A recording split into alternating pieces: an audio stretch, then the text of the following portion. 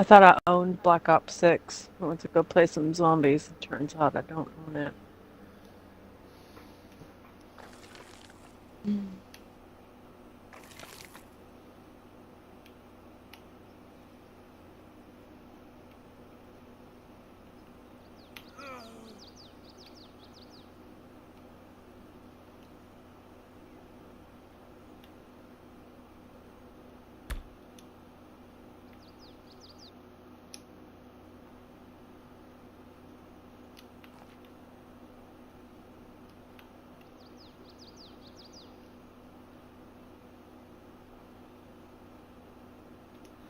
No, no, no, no, no.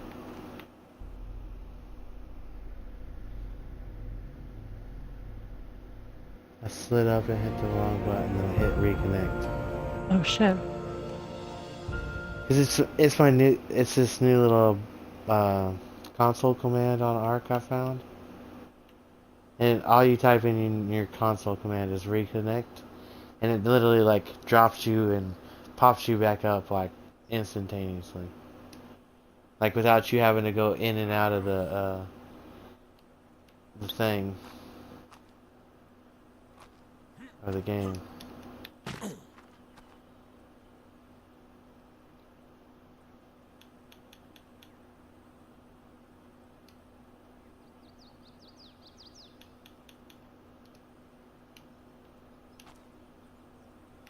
Alright.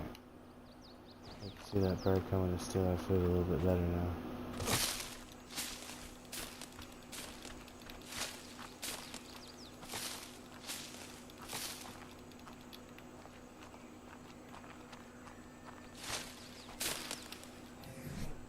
I gotta level up.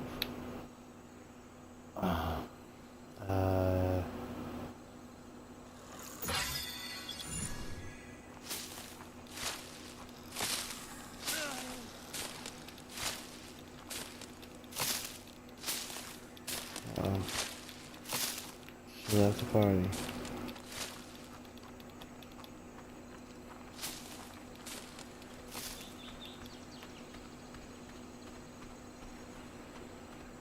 Uh-oh. She joined the party.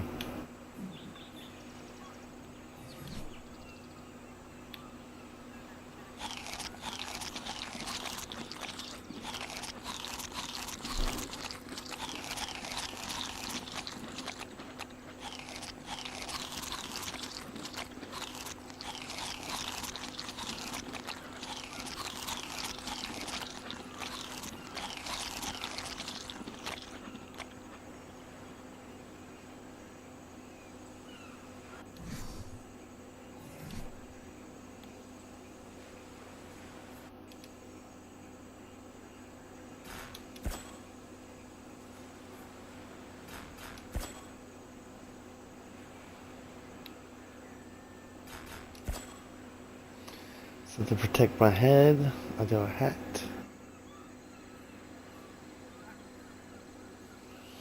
Yeah, I picked pants and then I realized I could only pick one other thing other than boots, gloves, or shirts. So I picked something to protect my head, so a hat.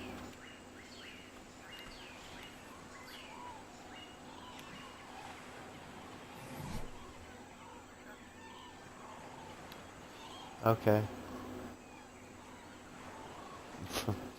Probably.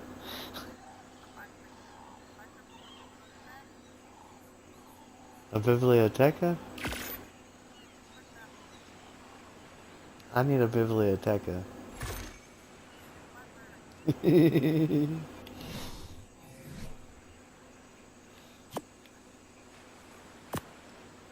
Okay. So I have tons of books already to start the library. You may or may not want these books.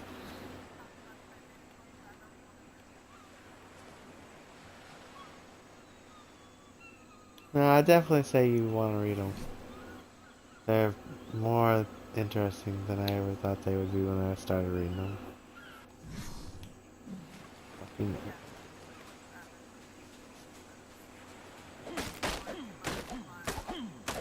I don't even know what kind of books you read. I don't think that's one of those questions I ever asked you on. Can you pass the test on this? I don't care. Just read some books. That's all I care about. Do you read books? I want a yes on that one. You got a yes? Oh, that's I didn't venture no more into that. Just read books.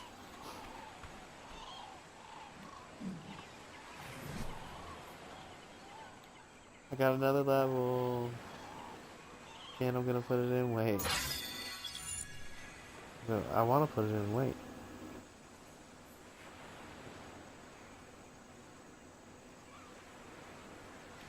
Oh god, I gotta get to level 7 to make an actual bed.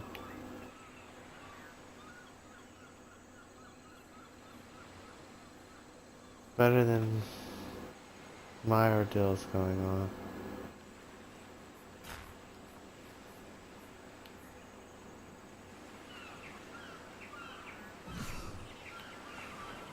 Should I get all the rest of the cloth stuff?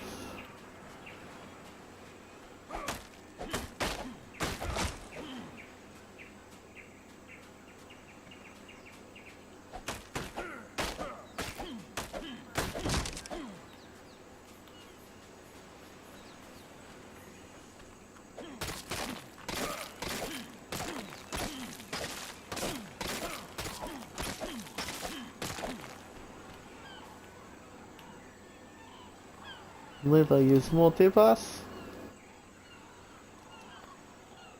Lilu. No, Lilu.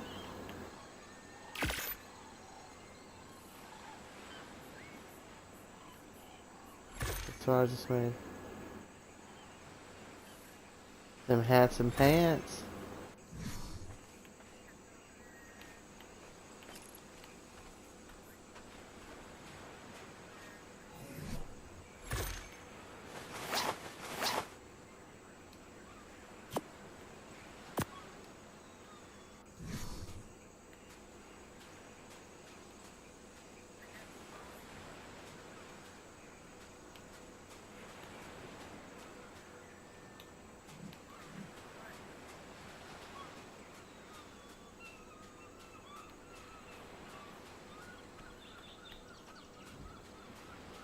I just know Gluteus Maximus, and that's the only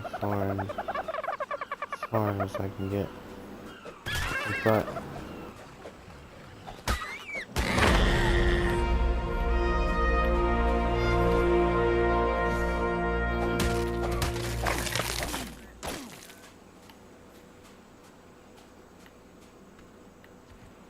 I got 4 meat. Good thing I ate so many berries. Hell, I killed 1 dodo and got 4 meat. Is that 4 meat? Yeah, that's all I got. 4 meat, 8 hide. But I got a level.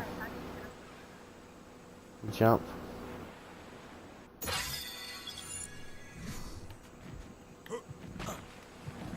Oh, I don't I don't know. You being for real. I don't know. Well, that or what?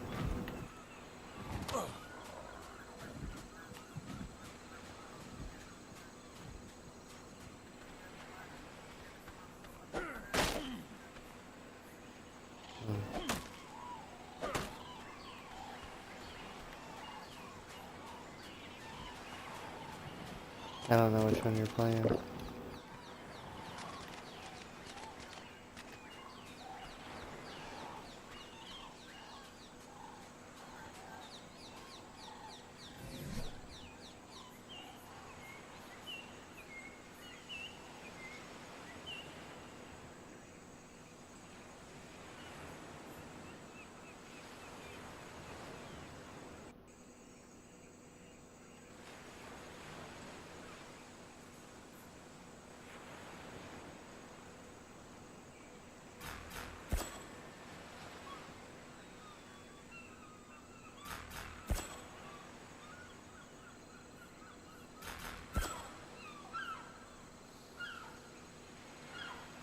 We're doing ceiling, walls, and foundations for now. I need 2 more levels. And I can make a bed. Well, I also have to kill a lot more dodos for that fucking bed. I got 8 hide. Let's go in search of dodos.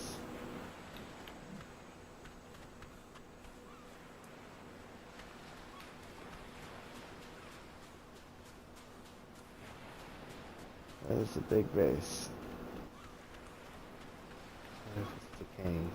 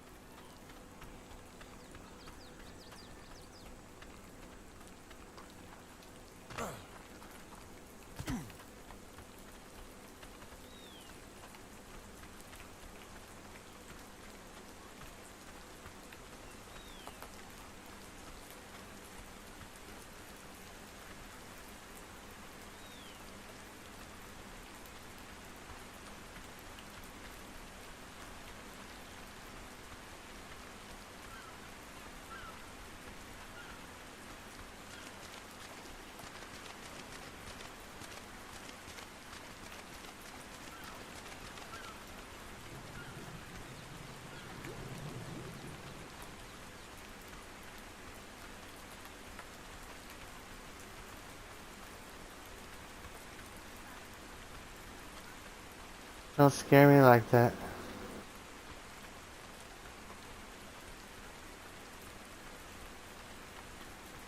No.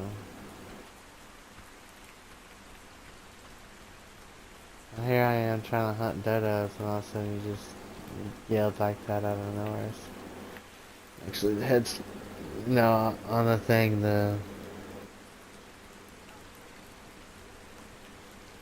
But you're. Oh yeah, I guess so. I done forgot. Anyways.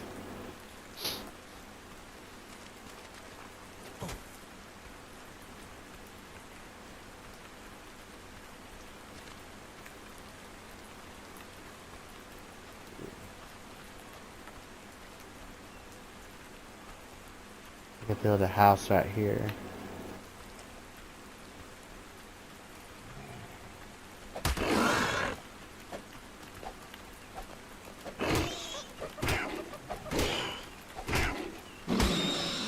I don't have a house. I'm homeless.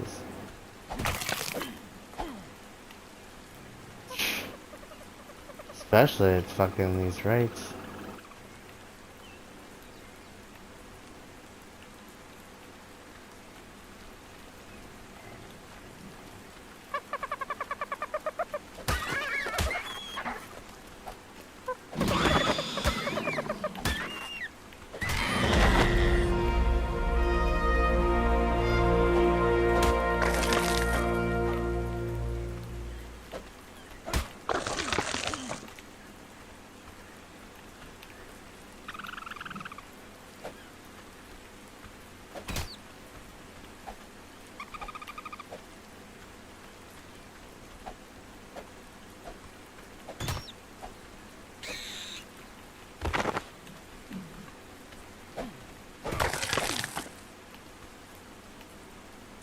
Ah, that's baryonyx.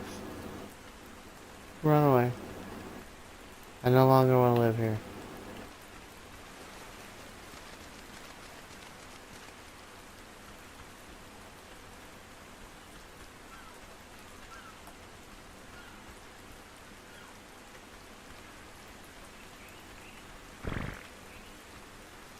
Okie dokie. So that way you can hear how terrible my voice sounds. But when I talk like this, does it sound better?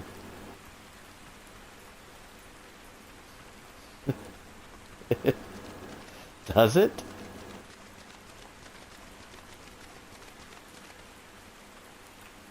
Oh.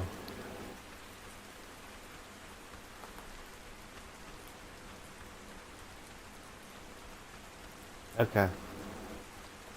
The background's not too loud or anything like that. Okay, here, I'll jump around. Oh, hold on, let me get some stamina I can't eat. Ah, I'm hungry again.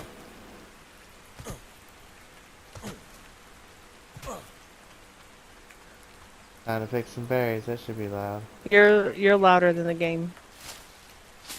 Okay. That's what it should be, right?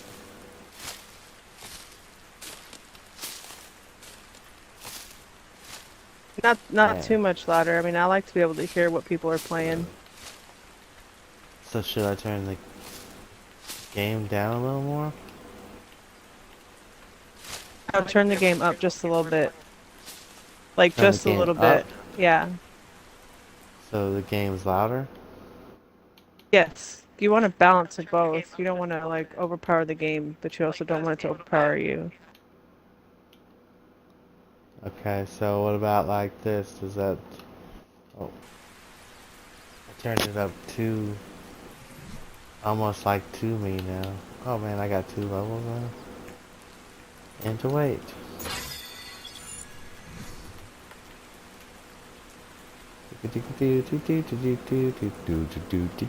Actually, I had to mute you on my headset so I can hear you better on the on the stream.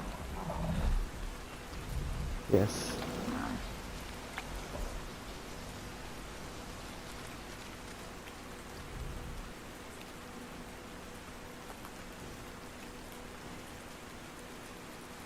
Ugh, my Can unfavorite hood. you get some battle music going without dying, maybe?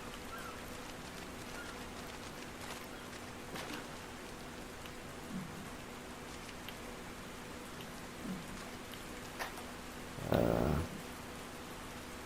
my un... My... I don't like this guy though. Like go find a dodo or something. Here we go.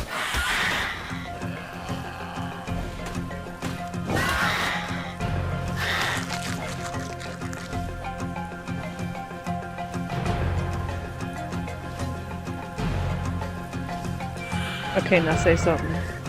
Yeah, this bird's after me now.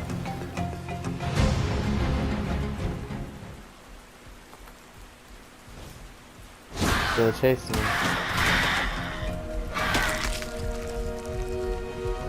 Yeah, no, that's good. I can hear you and hear the game. Man, that sounds stupid when I say the word something.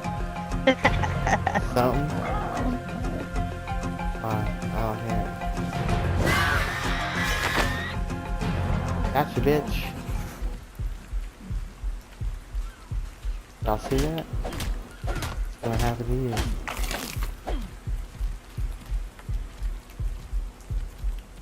Okay, maybe turn the game sound back down just a little bit. Now that you hear the heartbeat going?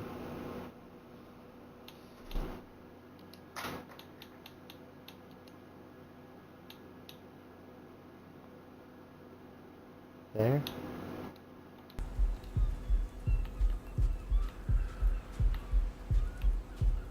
Is that better down that low?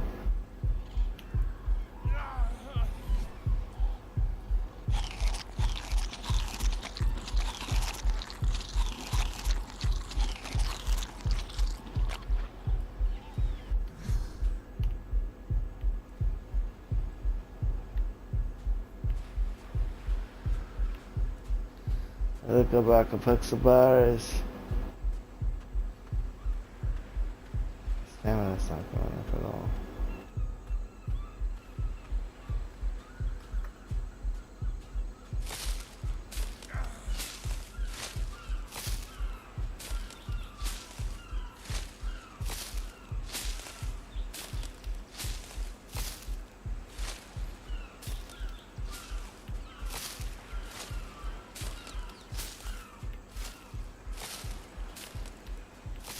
And then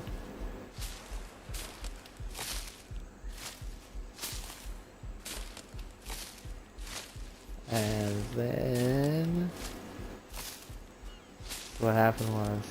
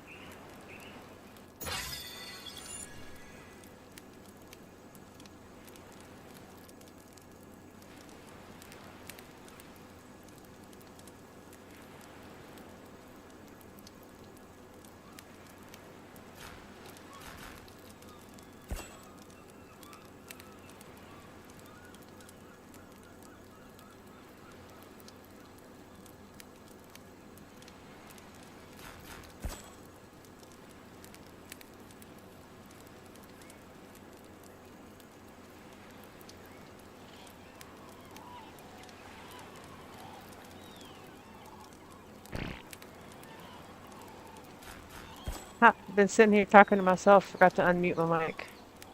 Hmm. I was gonna say something earlier, but I was like, I thought man, it's maybe you so were just quiet. into listening to the other thing.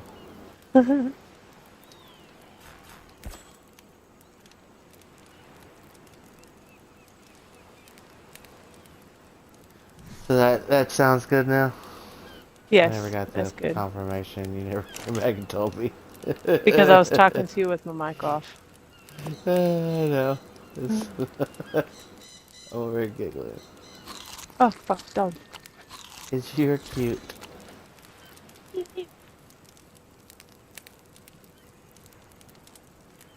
I don't like this map. It's too fucking dark.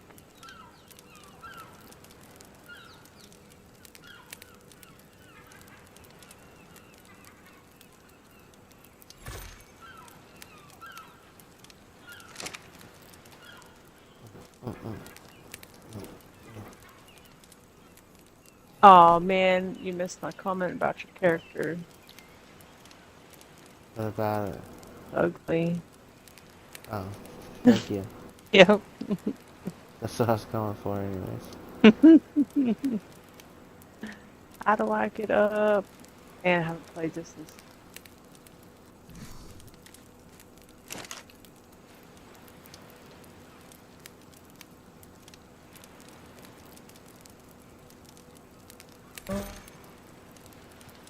No me toques. Touching me.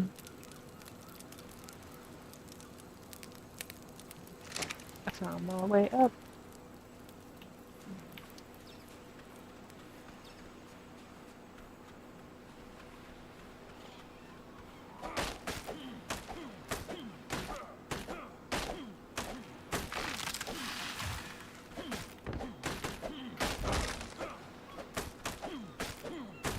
Where's the computer? To the left?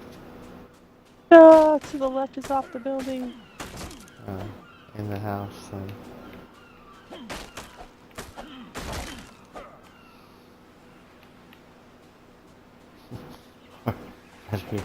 You're on it, silly. It's below me and I went up.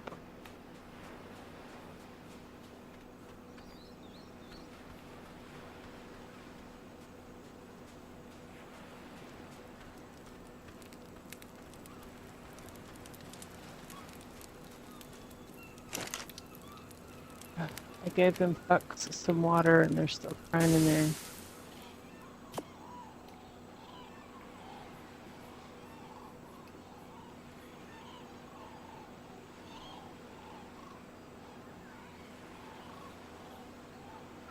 Needle.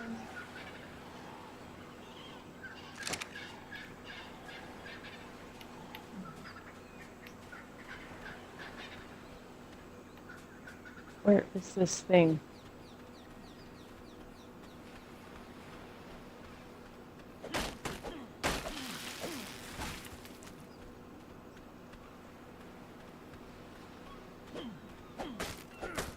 Oh, I found it. Yay!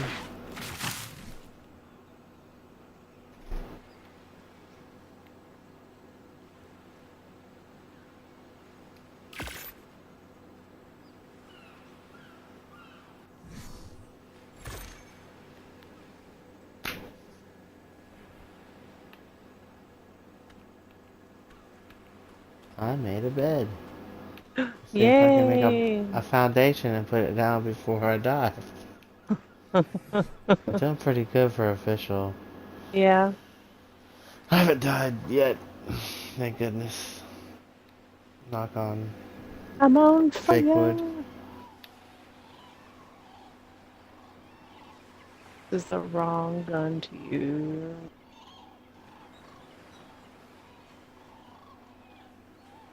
Ouch.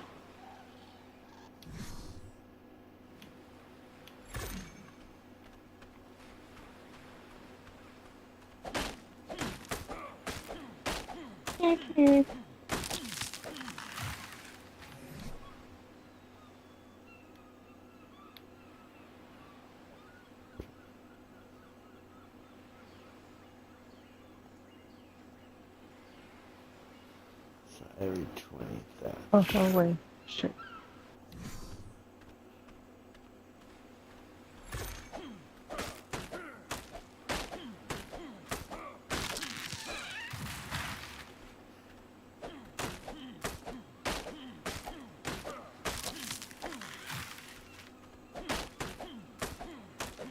Shush, you little ducks.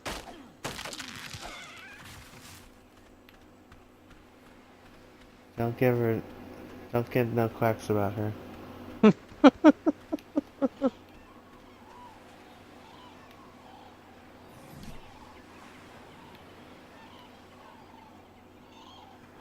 As annoying as they are, these are like the best ducks I've ever had. They don't mind being picked up.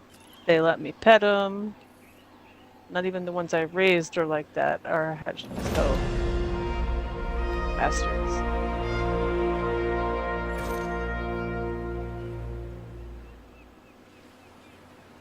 I'll take that. Oh, you touch me, I touch you.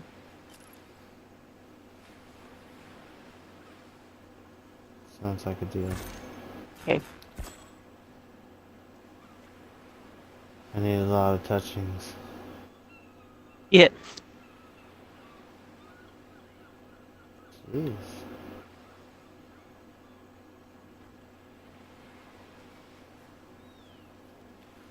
This Craft map ain't is till level too 16. fun.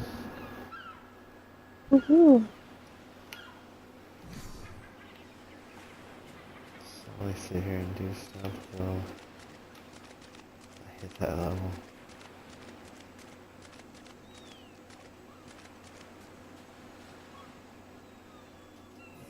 What do you want over there, huh?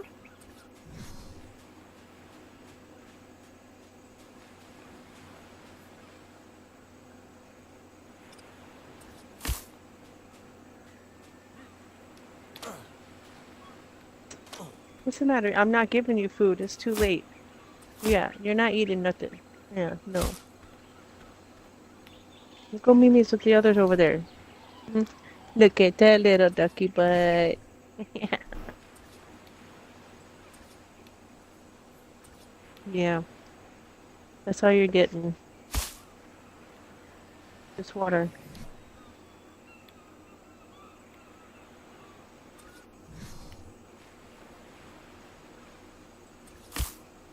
You can gonna drink it or just play with it. You're just playing with it. I'm taking it away. Thank you.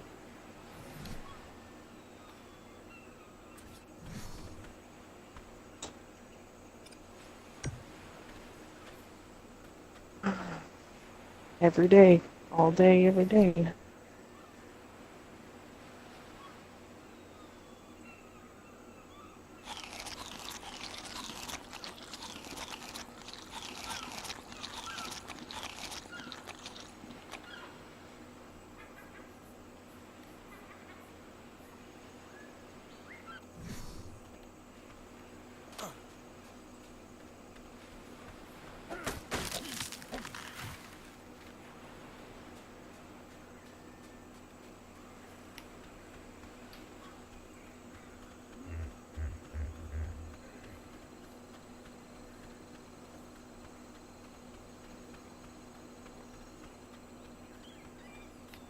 No, the white trout's gone.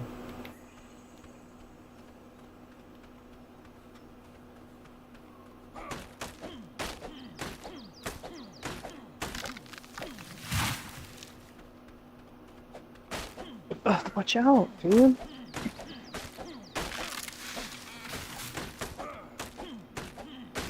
Wait, what is my controller again? Get out of my chair.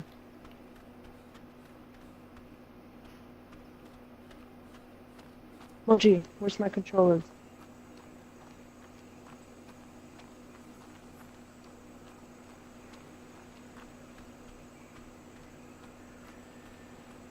Um, I gotta took the water away from the ducks. I don't know where I put my controller.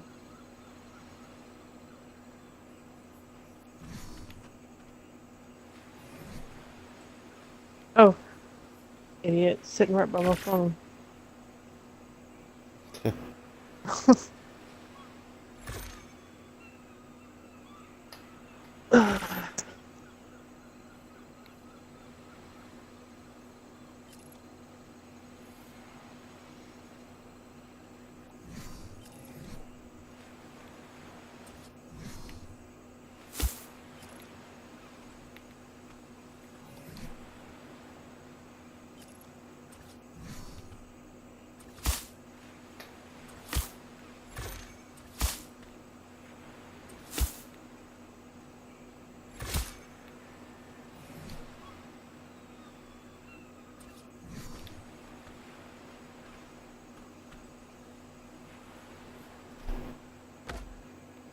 Making progress. Da, da, da.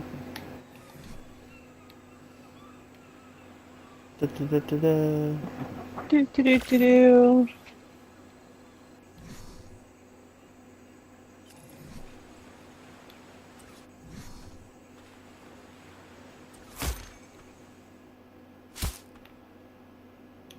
Oh,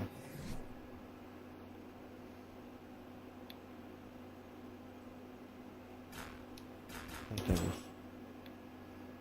It's like, oh, I forgot doors. Forgot to learn doors. Do I got enough points for it? Oh, thank goodness it's only 3.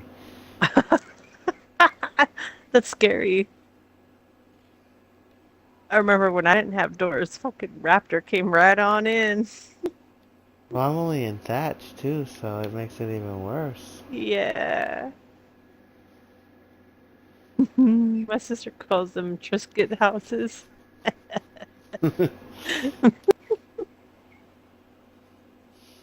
Oh man, there they go, crying.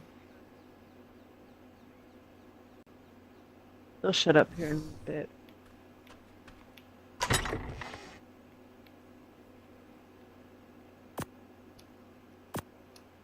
Oh, I just need one more. That's what we all say.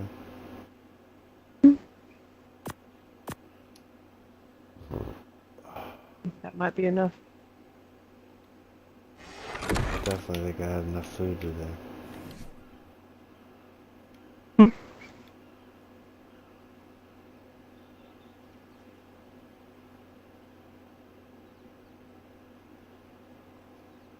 Now we're just gonna wait out the timer.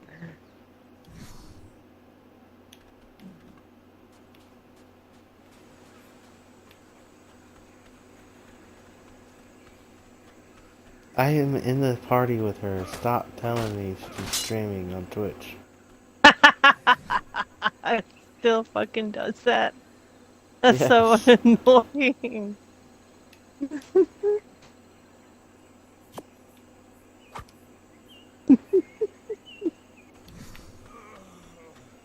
Oh, and then I just took stone out of my fucking inventory. Wah, Only to wah. have my pick. Only to have my pick when I'm trying to get thatch to break. It's the only thing I don't have, and it's by the fucking ocean. I have to run all the way back to the base. Oh, I like this one. If I can get to a jump spot pretty quickly. Where am I? Every time I hit that button.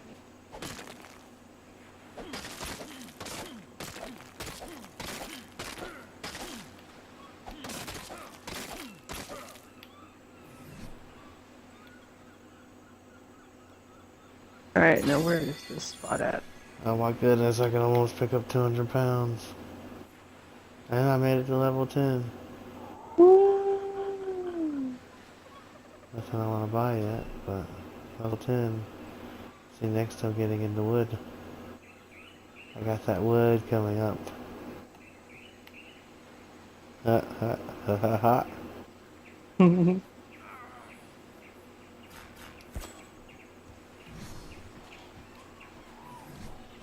Oh, Ow! Well, it looks like I'm killing these zombies. Jerks. oh, I was like, what was I doing before I messed up? Oh, Clacky, come Just on. getting thatch. Because I need to make a door. I need to drink some water. Stop This coming game over here. asks so much.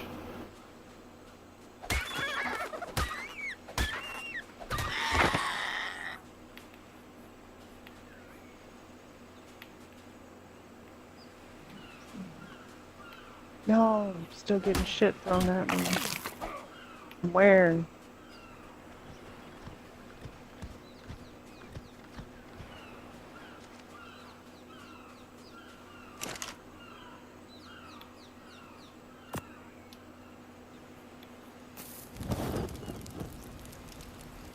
Playing the wrong game. Trying to start the fire by pulling the right trigger. That's not this game.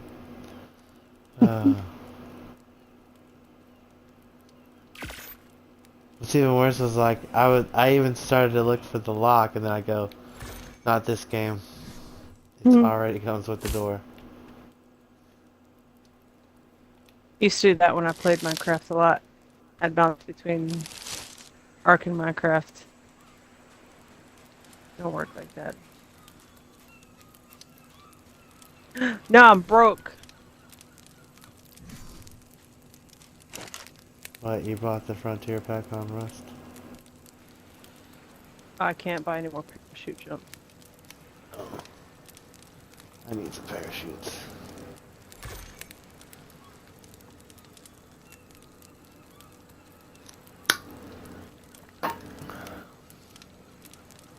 Nothing.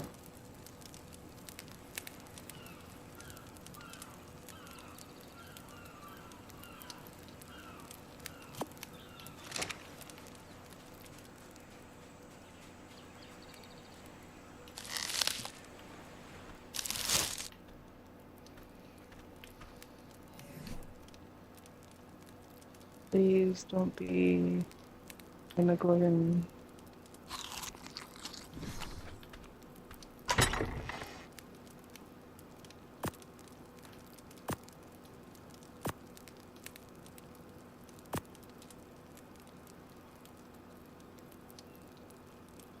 Haha, I took your head.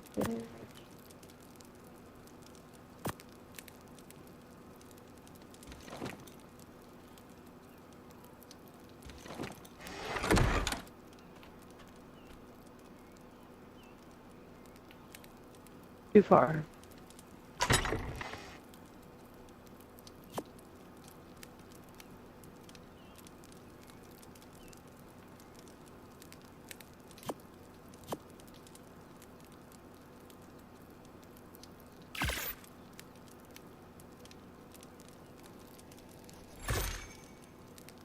I think I have enough.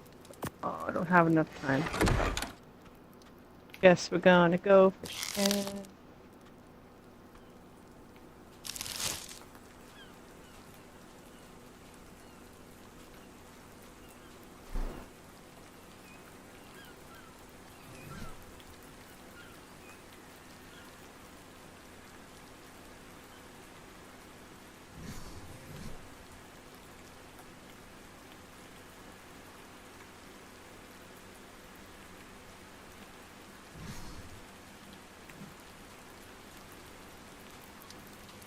My sensitivity's up too high. I gotta turn one of them down.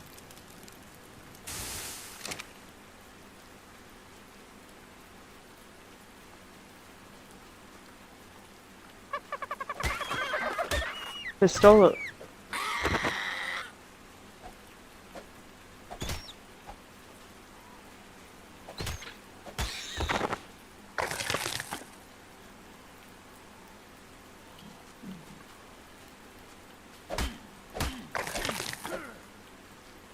Her dogs spawning. Okay.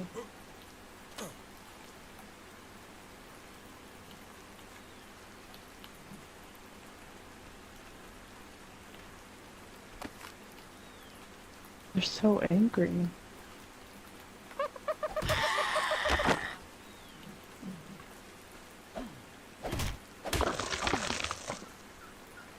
Oh, the door's already gone.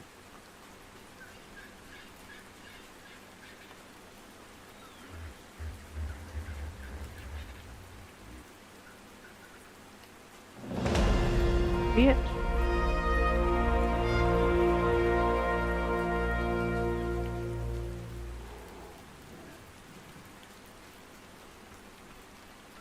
This is my favorite one.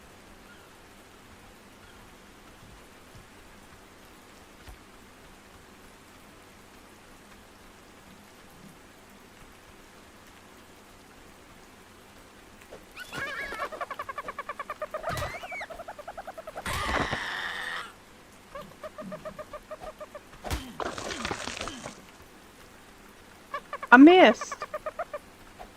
Motherfucker. Yes, intrusive. Okay.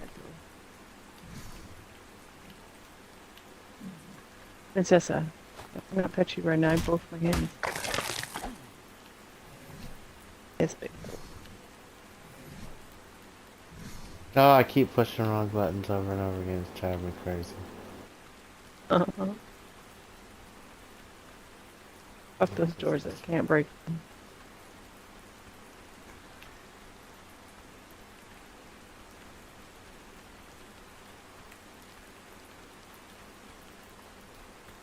You too, Bear. Oh, you were just in the water close.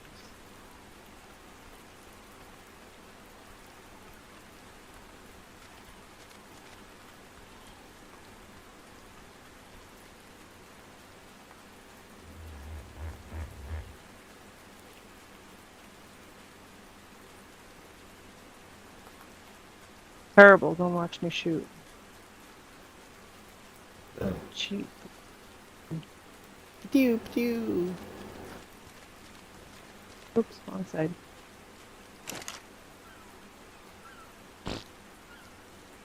I'm gonna save that one just in case.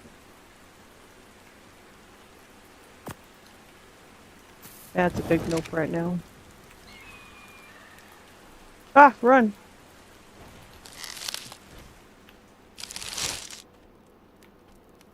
I did.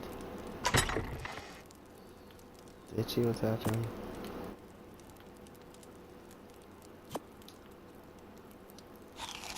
Oh, there's a dog.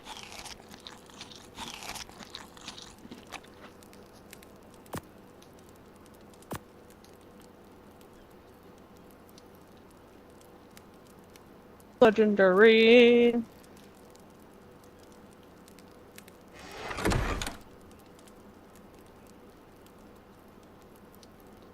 Yeah, boy! I'm gonna cry if I don't get the gun I want. The first time I played, I got the gun I wanted, and then my Xbox decided to crap out. Just it would, wouldn't it? Got it.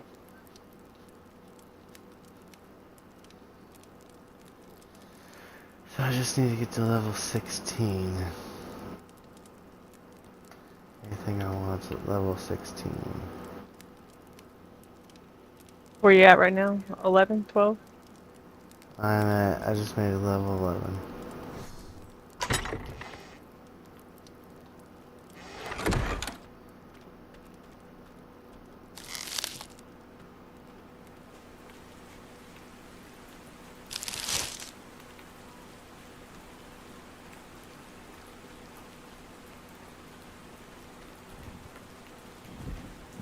I got everything.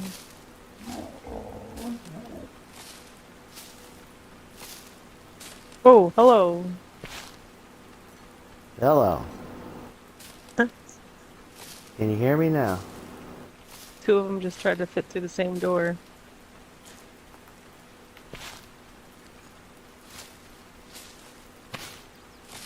You're old if you know that. Can you hear me now? Commercial. It's at AT&T. Yeah, that was back whenever we didn't have really good cell phone coverage. And everyone had to be like, can you hear me now? Mm-hmm. Hold on a second, let me move a little bit different. What you talking about when we didn't? We still don't. I'm sorry for your luck. We do.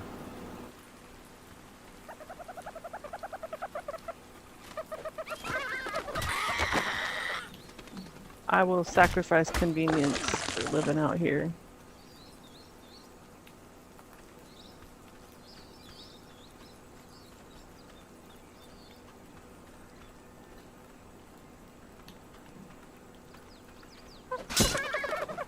Like, we definitely don't live in towards anywheres. Takes 15 minutes just to go to the grocery store.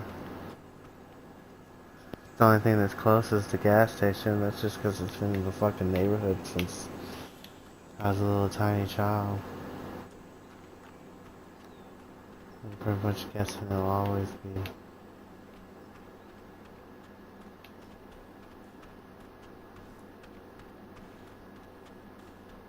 You still have a bunch of people around you. I don't. Yeah. I like it that way. I don't have a bunch of people, I have some people.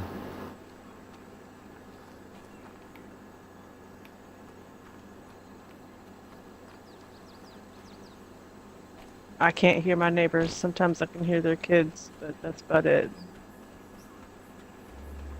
Yeah. I live close enough where I can barter and trade with everybody.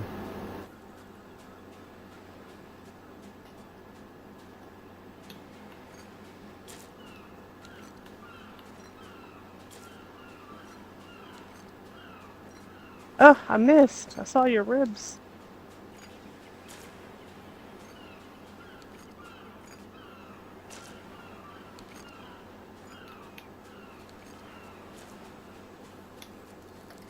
What it is about these double doors, I cannot break them down.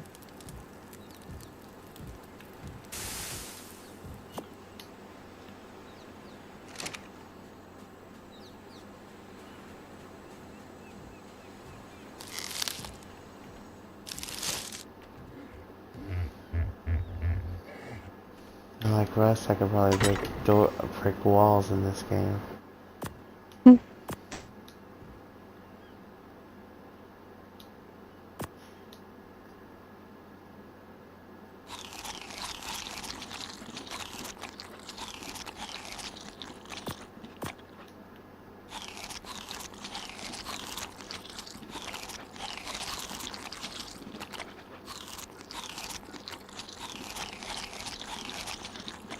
Thank you, Bear.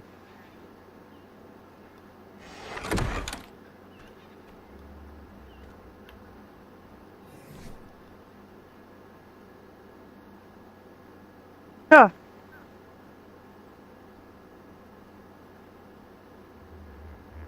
terrible. Terrible. Terrible. That was some really bad shooting.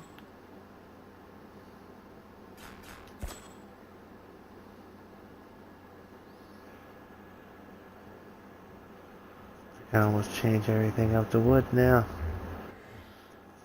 Woohoo!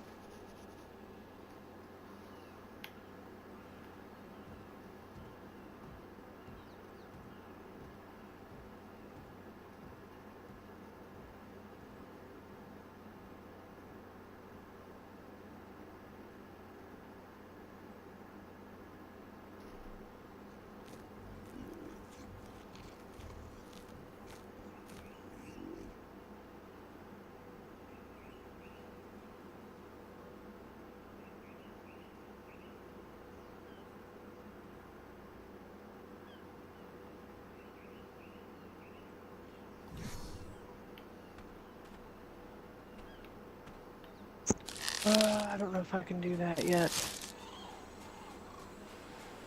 I definitely cannot do the splits.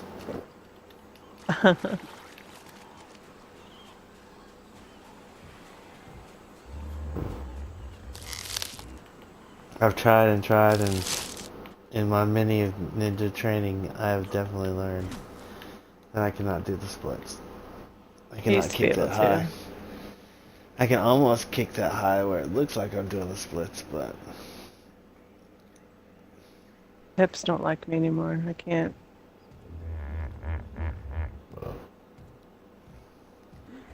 I'm just glad, I guess, my neck is the only thing that's been giving me problems.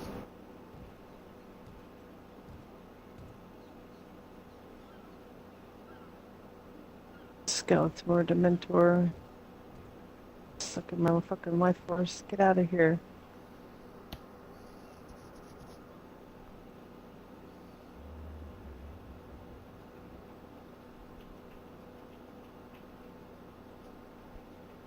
Did I win?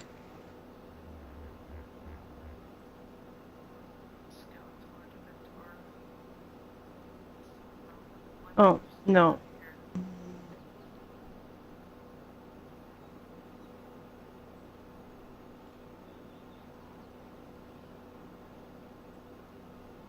Nothing I wanted. Uh,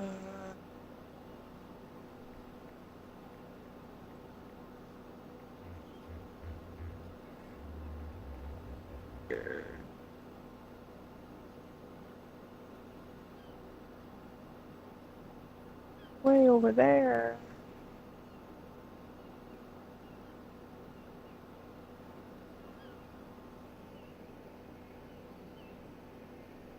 Oh, that's worse.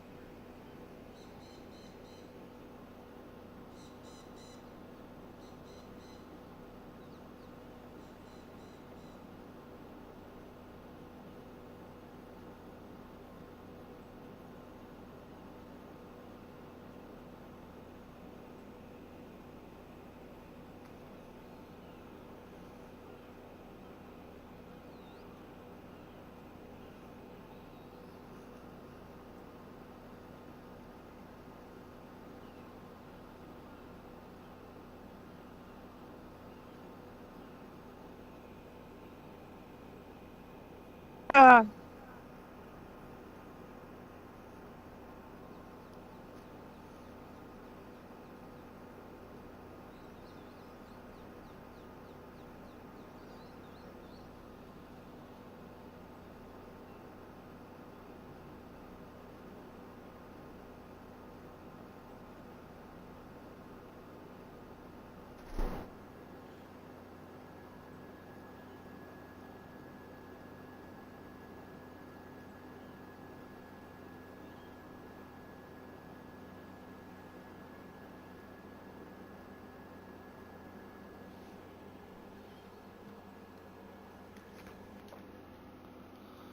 So I got two people on kick,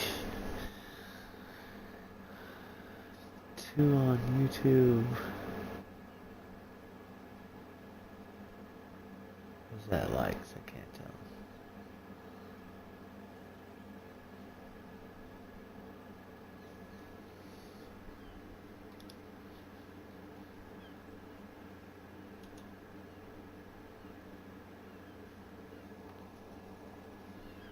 Two watching on kick.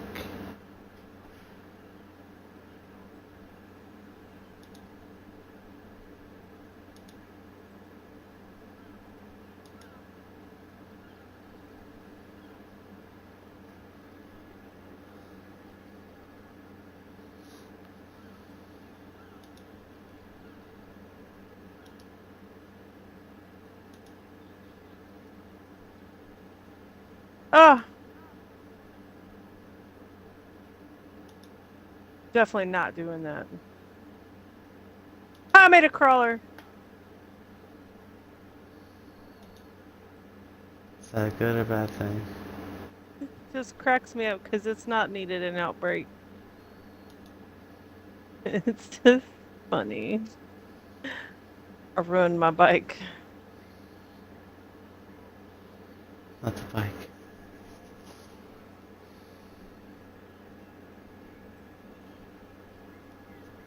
It done blew up.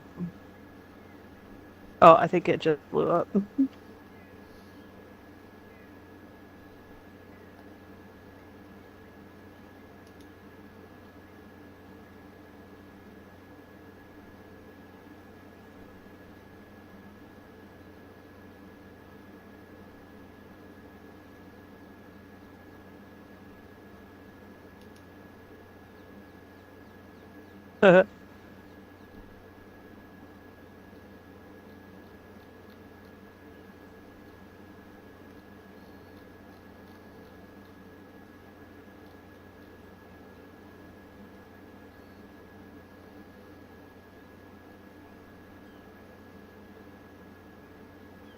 Another crawler. Oh man, that's too funny.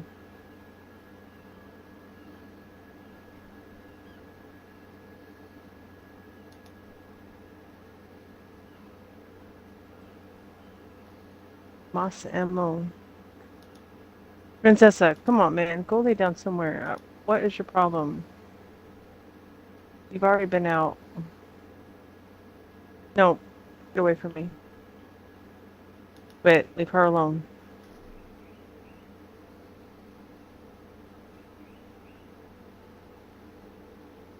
Okay, keep making crawlers. Is that a good thing or a bad thing? Making crawlers? Yeah. It, That you it, keep making crawlers. neither. It's just funny.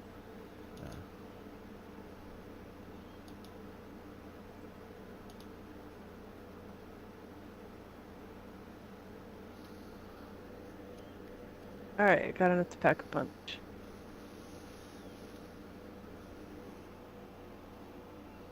Alright.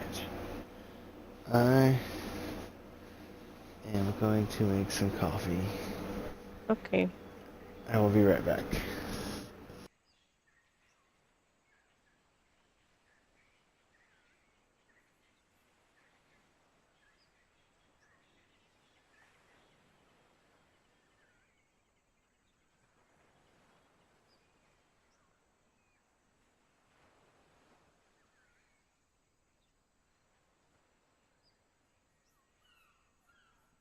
Terrible.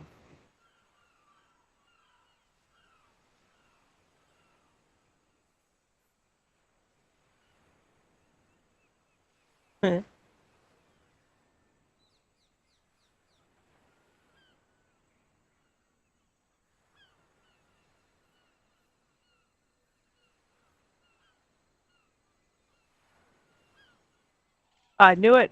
I knew it. I knew it.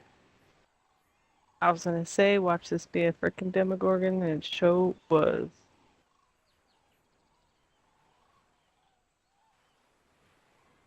Whee!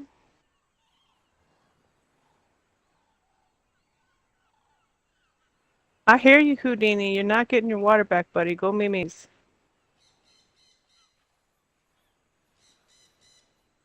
All right, let's go.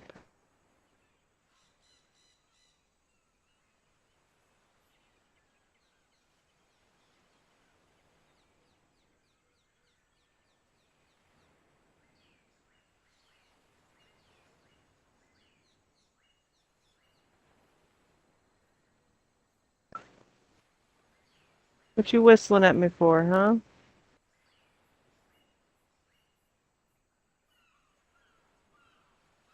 Oh, get off of here. I'm not talking to you.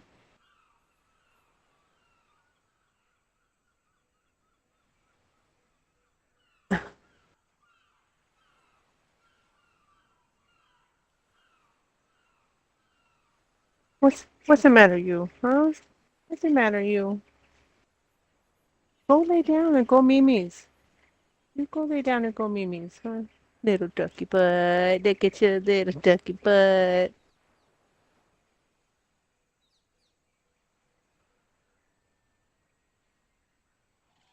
What's the matter with you?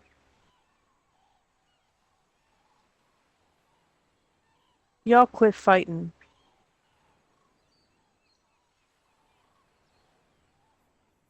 What? Look, I'm gonna give this back to you, and you're just gonna slosh it around everywhere instead of drinking it. See? What I tell you?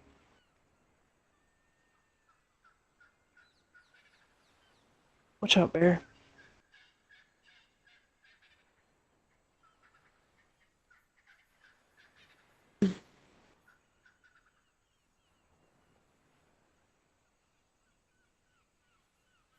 Oh man, I thought I changed those challenges.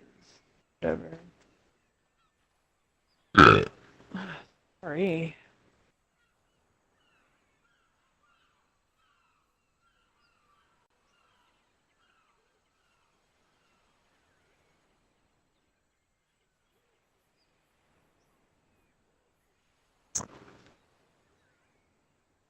Fine, I'll pet you. If I pet you, will you go lay down? Hmm?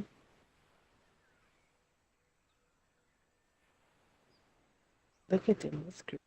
Why your whiskers so long?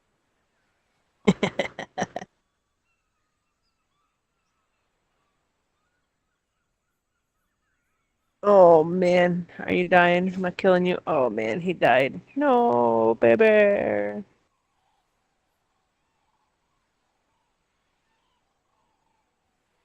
Yeah, Houdini, go Mimi's.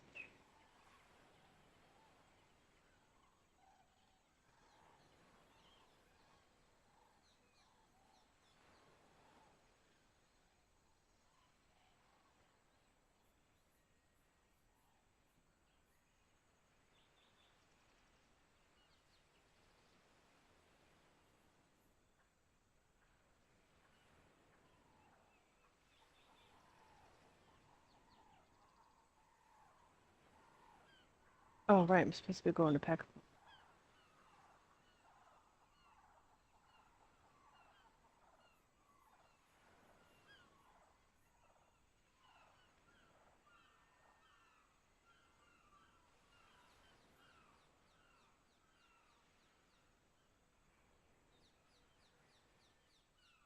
Stop touching me. The fucking crawlers, man.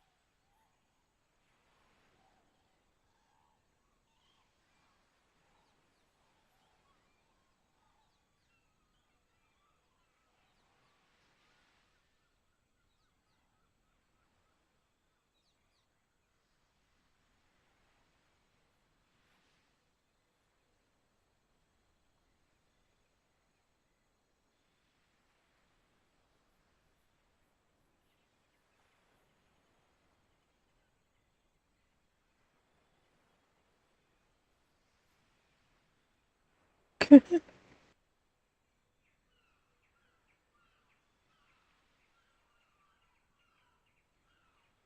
over here, stupid. Right up the butt.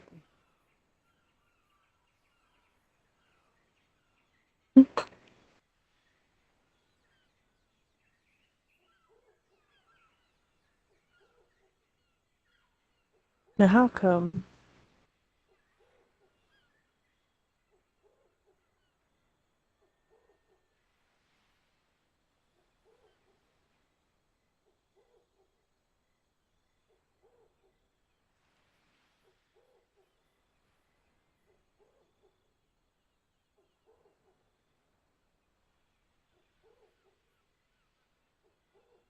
Why is this not playing?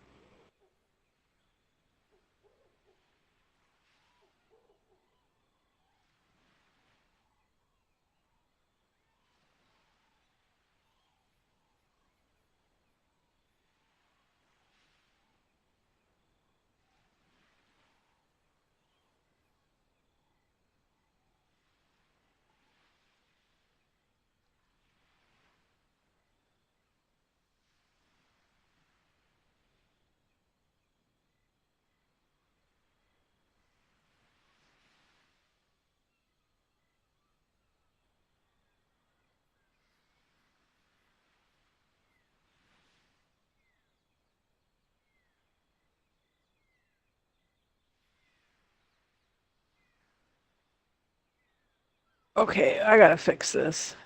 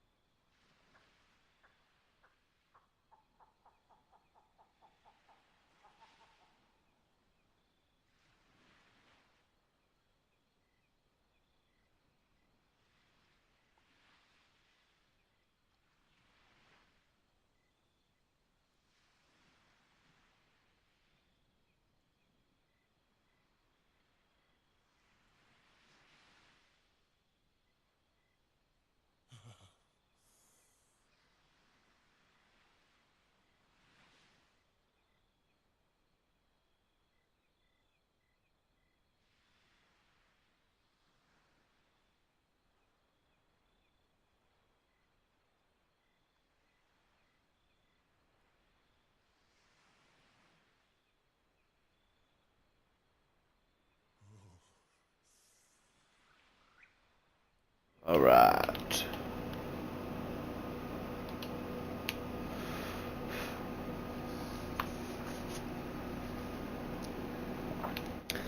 Come back from making coffee, I see crypto had written in the Twitch chat. But he's not here no more. Oh no, I'm freezing. I need more clothes.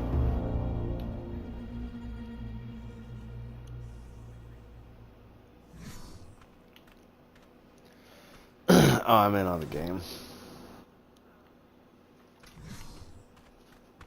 I had to think about that for a second. I was like, you don't have a temperature thing on zombies?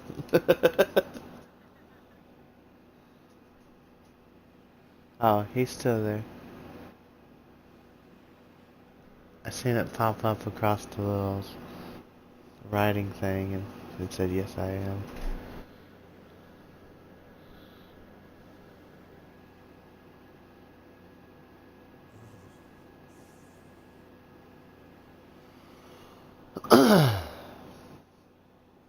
uh,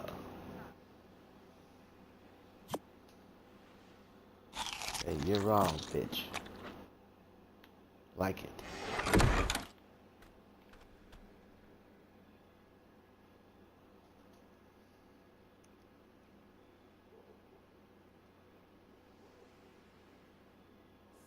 Yeah, I feel you. It's hard to find anything right now. Plus all the employers are pretty fucking poop right now too.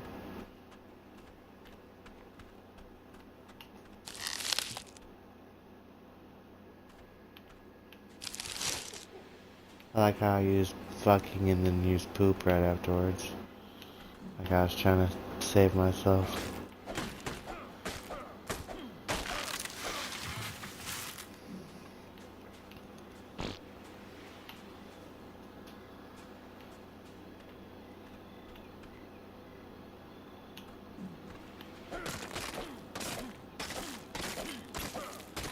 Colder in the house.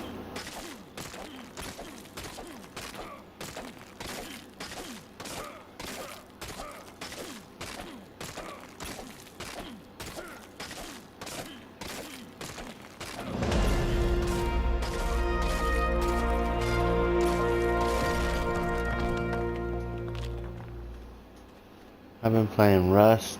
I've been playing Fallout. Rust PvE is pretty fun, crypto. It actually lets you figure things out. I was showing Garfield it, and he thought it was pretty decent, and he's been playing just Rust PvE for a while now.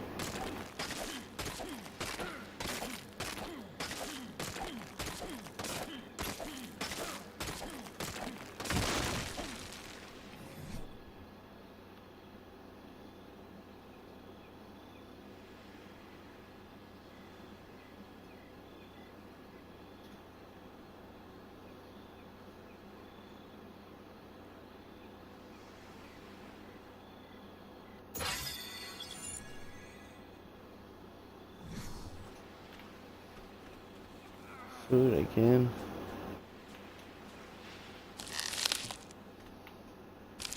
Oh, I keep pushing the wrong buttons. It's driving me nuts, and I unlock myself in the door. Thank goodness I got out. Oh, I'm super freezing in the house again.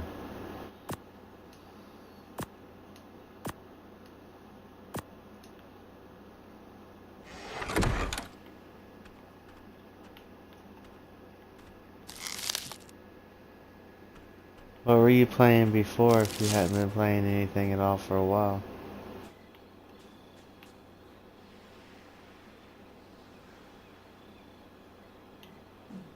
Oh, I forgot to eat. Oh, I forgot to eat.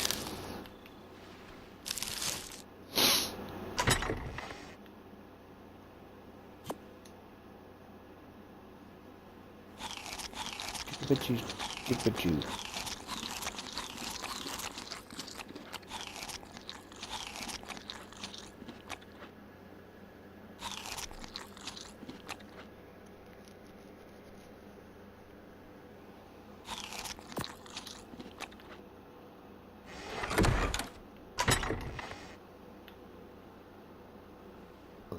What's time is that?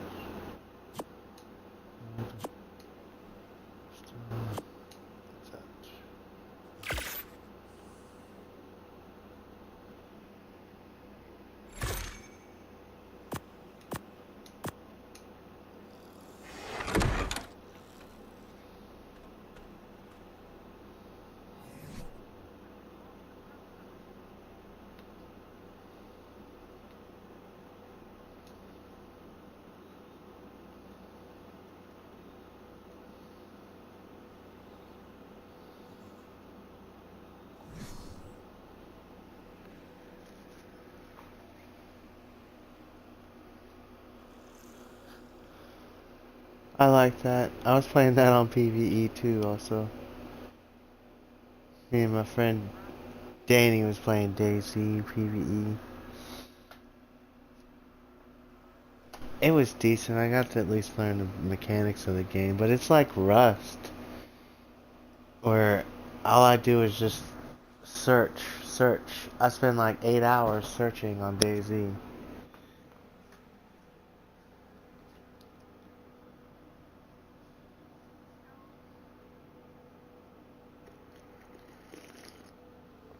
What happened? Oh, now you're on foot.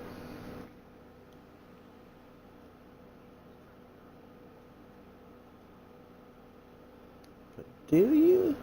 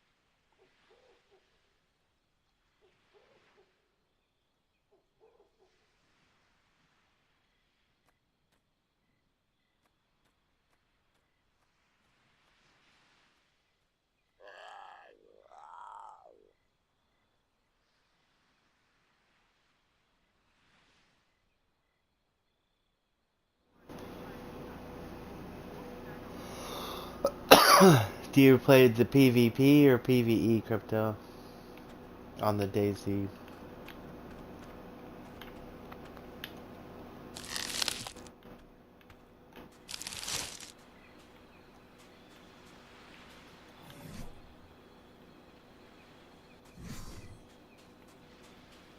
Rainbow, I don't want to, but I gotta go over there and do a note run. But I think I'm probably gonna die.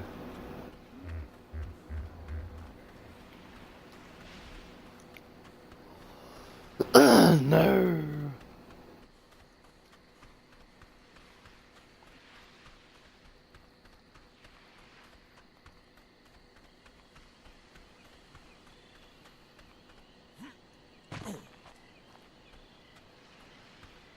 I just can't believe how many of these games that I didn't realize had like PvE on it also.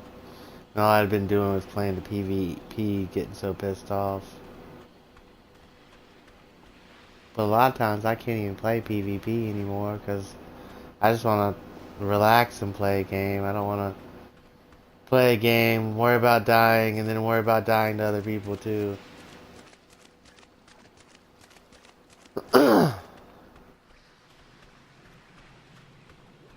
That and everybody's fucking cheating. So what's the point of playing PvP anymore? Everybody's got those Zens and all this other shit on their damn controllers.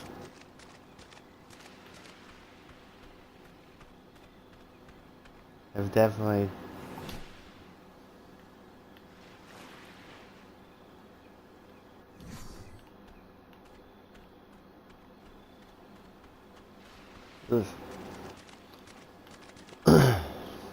Don't worry, I'm getting close to this one point where I wanted to cross the water. And then there's like a giant shark tail that came out of the water. So I was gonna use these people's base, and then I was like, oh, nope, that's not gonna work.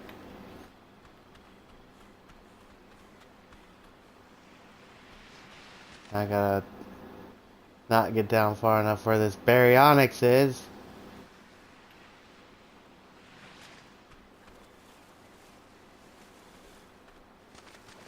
Let's just get in the water and see if there's any. Nothing there, right?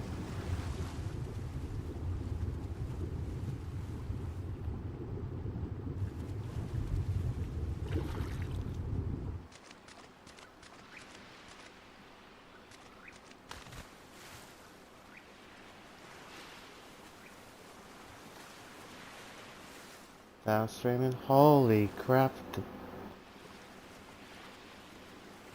Huh?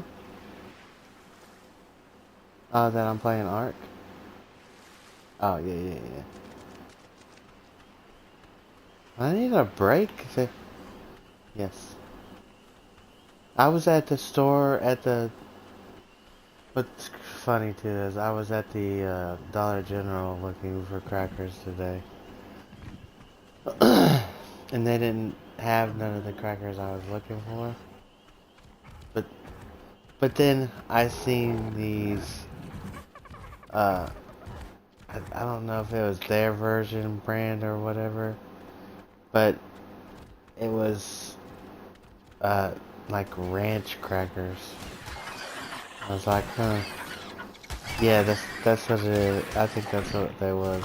Chicken and biscuit ranch crackers.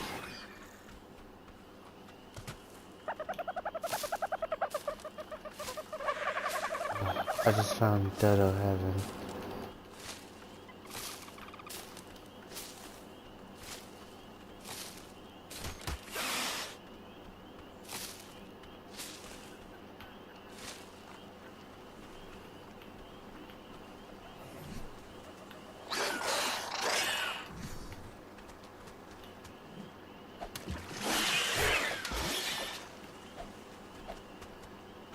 Where'd you go, Captain Steely? You should be punished for your crimes. How many places are over here?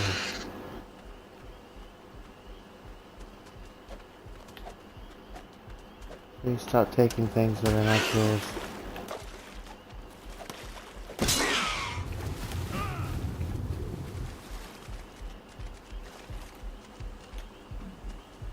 Another one?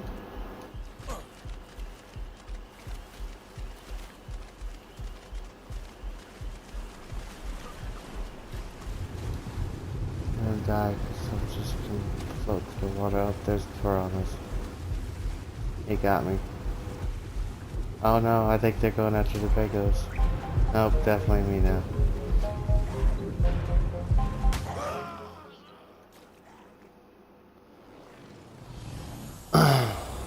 I'm on an island. I'm on official island. I'm trying to get through everything. Just doing stupid. When I pick up a rock, it's one time.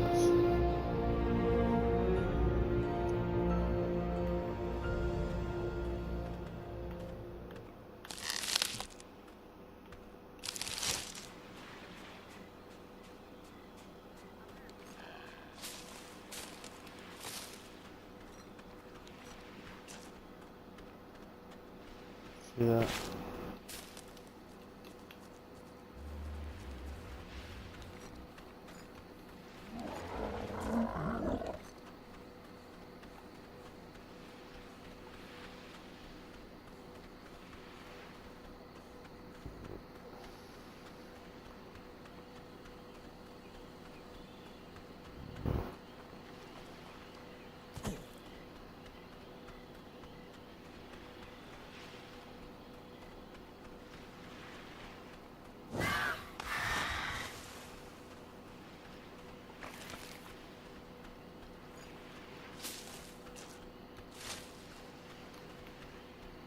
It's their clackers to stay up.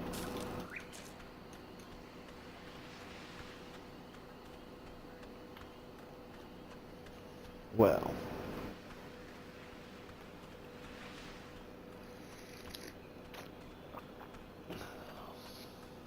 Maybe. Took a drink of coffee and I didn't have nothing quick-witted to say anymore after that. My mouth was burning.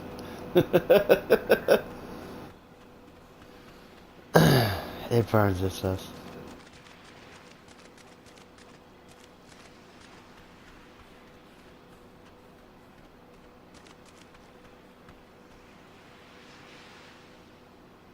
Get the stamina back up before the very onyx sees you.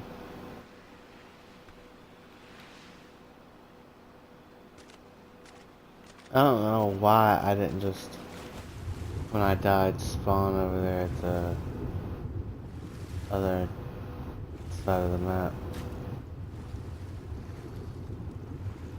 Da da dum. Da da da dum. Da da da dum.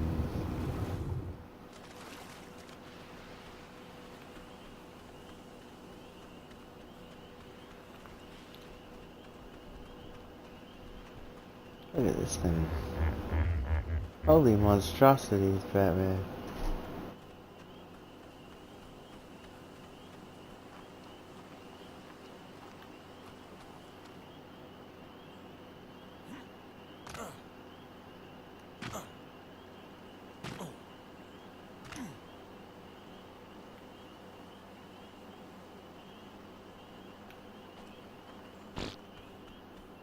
There's a gigantic base that's just trying to cross town over here.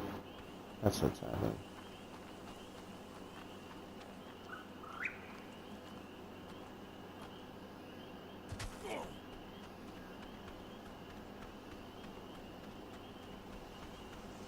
Hello! Hello! I like peanut butter.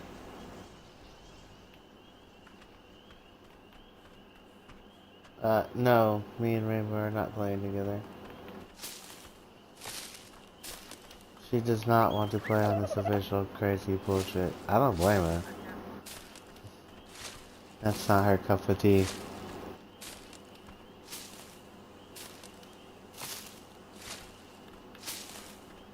It would be great, especially when I go to Av, to have her come help me, but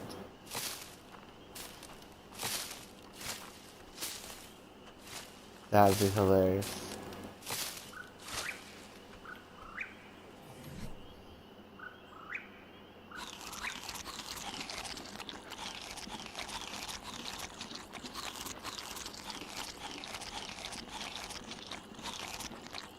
Shut your mouth, I'm only to level 12.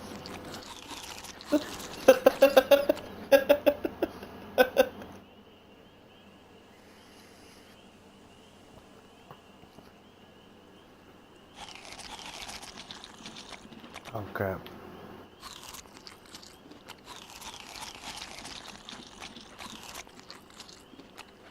I can't argue with that one.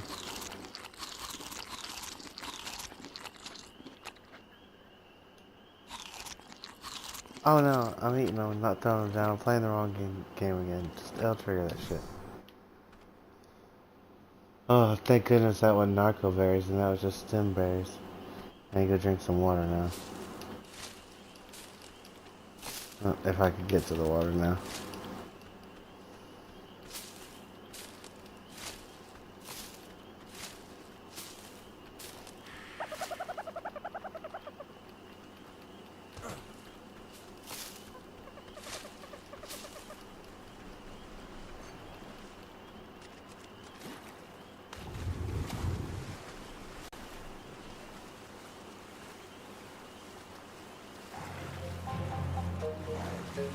No, leave me alone. I am gonna run out of stamina again. Oh, I made it. Thank you, Rock.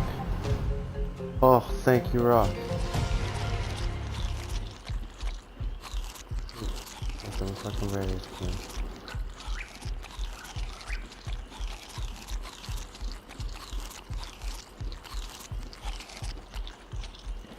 I'm quite throw the narcos right now as I'm looking at them before I ended up eating them.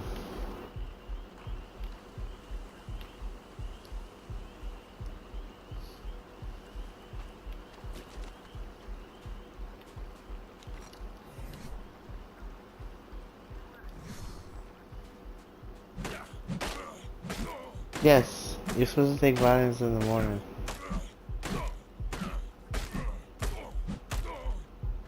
Uh-oh. Don't worry, I forgot too that whenever you punch the trees, it fucking hurts yourselves. Dang it, I didn't get no wood of that all. But anyways, vitamins? I about killed myself, sorry. Some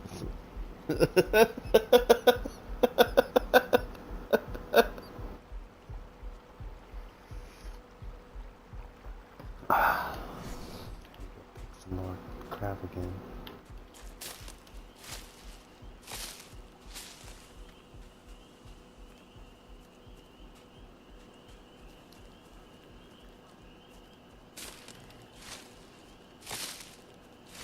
Popsicles.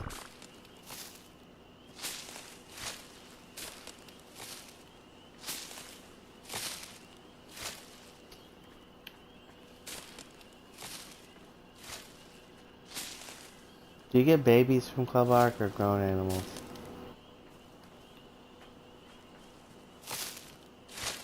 Man, I want grown animals.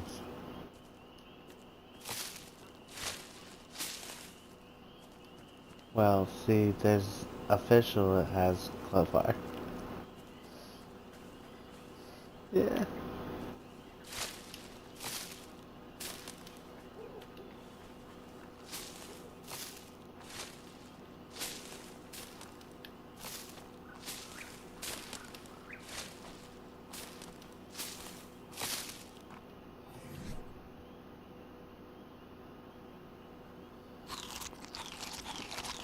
And Crypto, this is so ridiculously hard.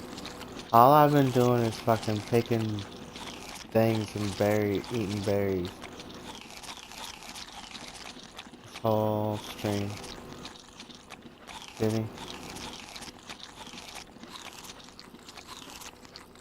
I did make you moderator, right?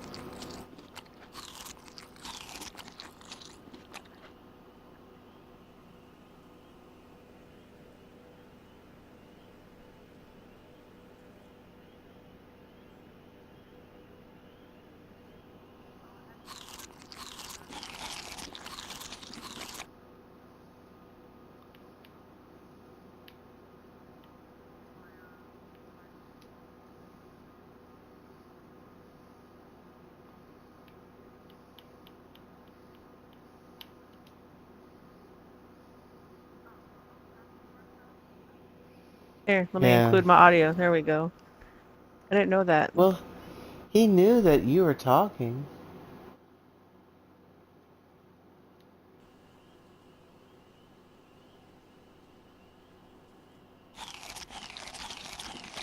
I included my audio viewers too. Because I forgot that you had left and come back from streaming. That's great. What am I looking for? If I was talking to myself, then you wouldn't know that. Oh, okay. He said, yeah, he could hear you the first, and then whenever she restarted the stream, he couldn't hear you no more. Oh, that's why. Well,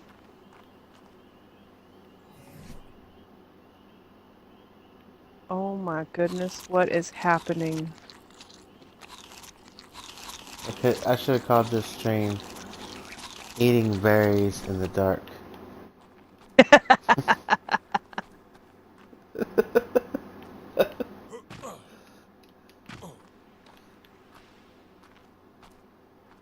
I don't know what's happening at this fucking base.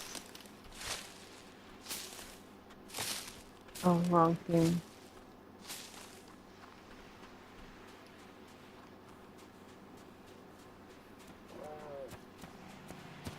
You scared me. You scared me.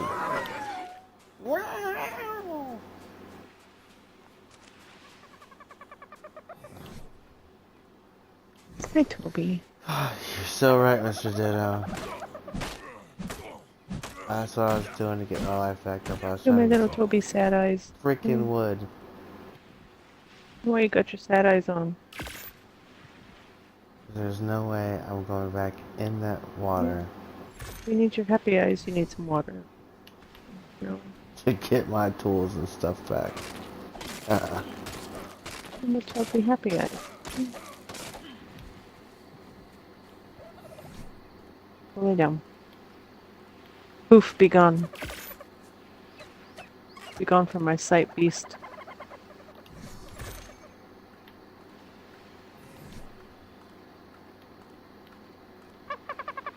Why are there dreadmares just everywhere?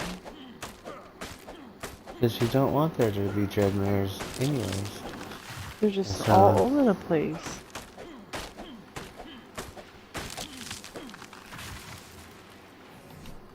Hmm. I always find that to be a yes statement. I was reading. I didn't hear what you said. Sorry. I always find that as a yes statement. I heard that. What'd you say before I was reading stuff? I always find that as a yes statement. I don't Okay. remember what I said before that. Uh, these guys are stuck together. Oh no, it's because I'm fat.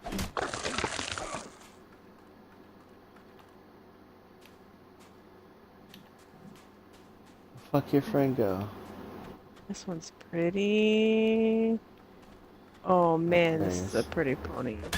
You were just right there. How did you teleport?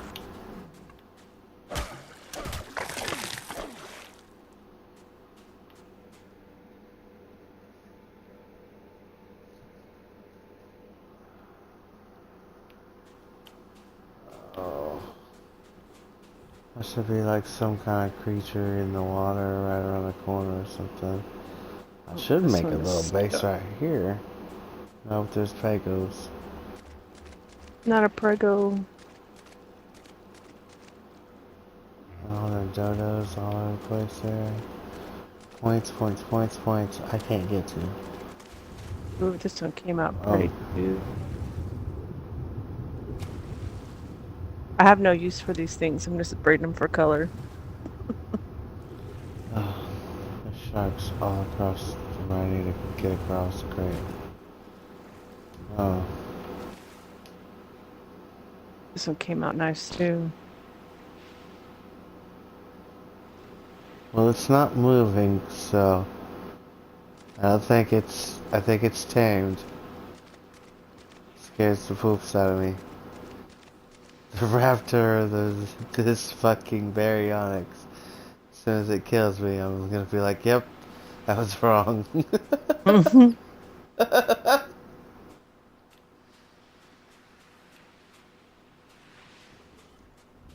Why are all these things stuck into each other? Whatever. I ain't got time for that.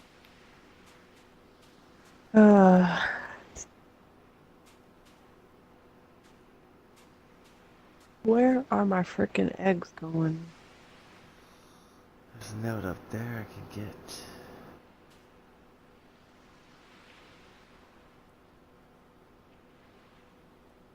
Who's a 532?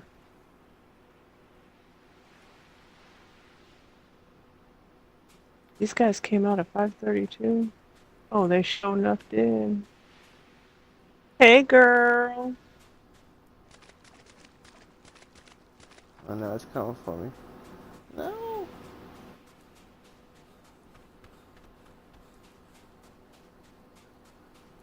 I'm tired. But Wow. hyped up at the same time. I don't like it. I don't like it at one bit.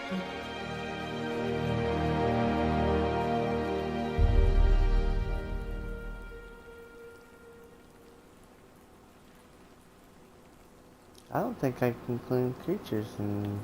I feel like I could lay down and run circles at the same time. Ooh, that means I'll see you in a little while.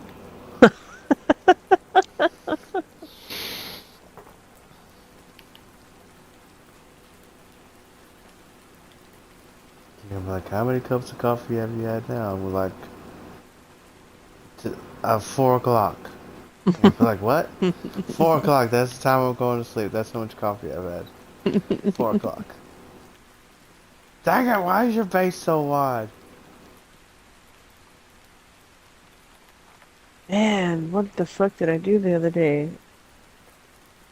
Why are there so many of these? Oh.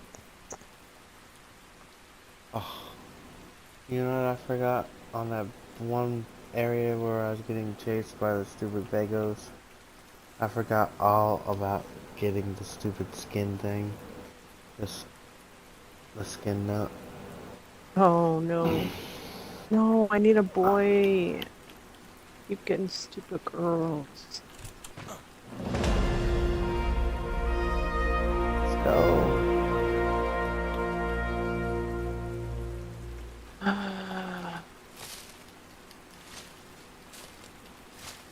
Well, Cosmos bitch, big old bitch. So I think of every time when you say it like that.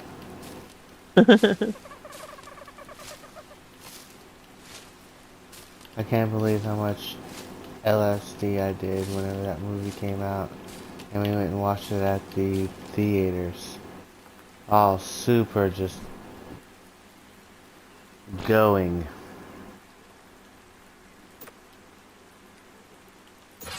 Princessa, you again. Get out of here, man. Uh, Intrusive. yeah, we all know I'm eventually gonna need cement and paste. If I ever get those two, yep. I don't need clay. Just the scorch stuff.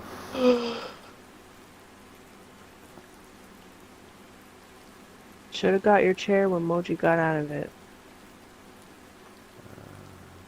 I need that one. I think I'm good. I'm still saving everything up for... Ooh, I only need two more levels. I better start just collecting stuff.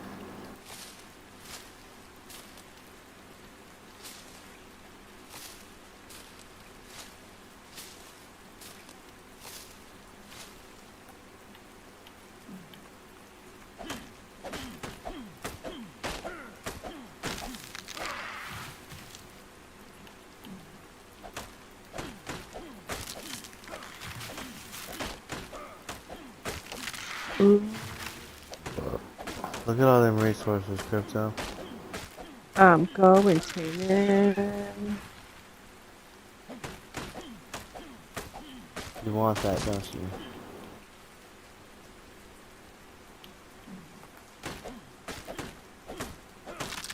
I fucked up one day. One I tree think is gonna give me 16 wood. I cryopotted my Rexes and stuck them in a tame and then, yep, poof, gone. Because then I cryopotted that tame. Oh.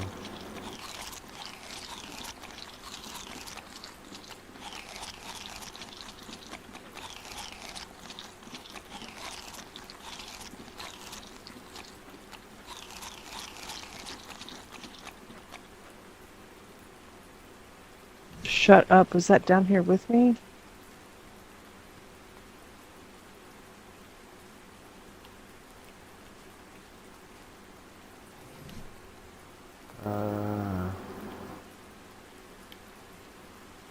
How many campfires?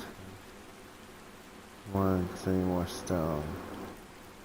How many boxes? 3, No, my Tyrannodon. 6,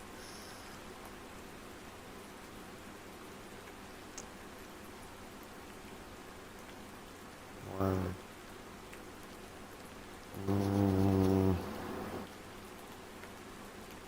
Get down here, you bastard. Come on.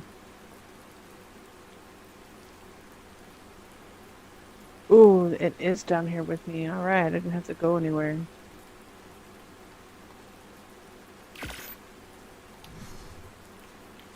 I'm going to get eaten.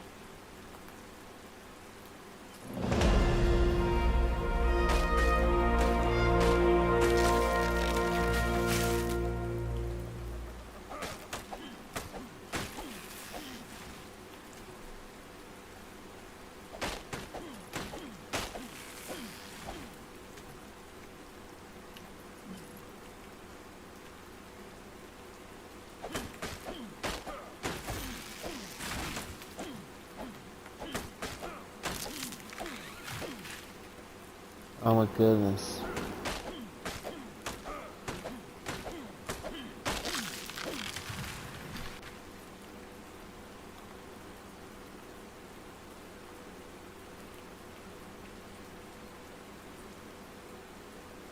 Are you okay, little dog? No. I can't believe how much stamina I did not get. Princessa, go away, man. Wait, I have you not leveled. Where is my... What's up, Clyde? You can come over here. Okay, bye. Bye.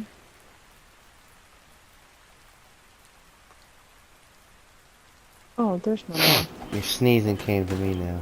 You're welcome. What's up one I couldn't get out? Thanks. Thanks for taking it. Oh, I got the bunches of sneezes. Yeah, I had that Once I earlier. start, once I I got start, I'm 'em. just like achoo, achoo, achoo, achoo.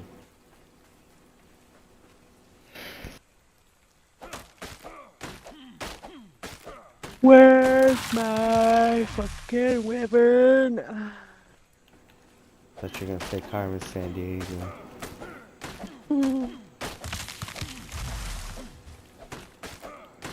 I think that's one of the dynamos I lost too. When I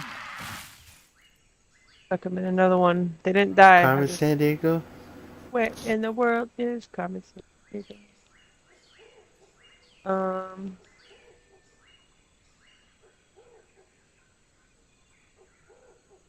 yeah, I definitely lost that one. But I lost a bunch of shit.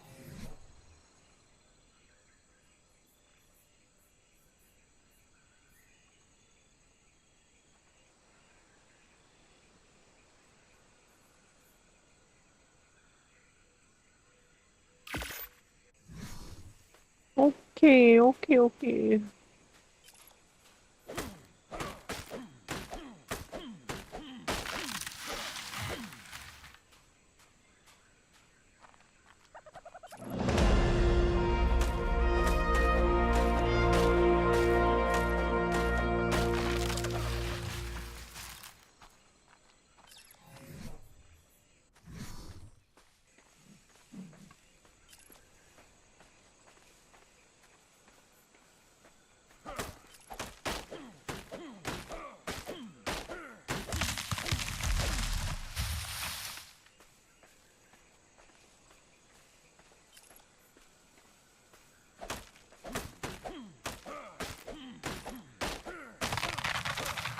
While I'm sneezing, I'm just waiting for an alpha to come out of nowhere and just murder me. Mhm.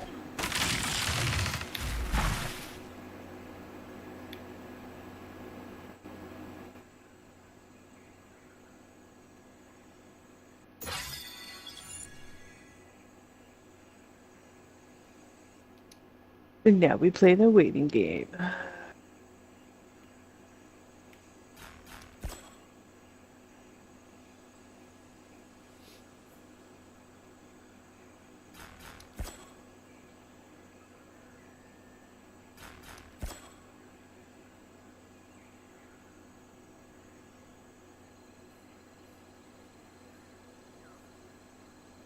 Do I make that here? Let's do.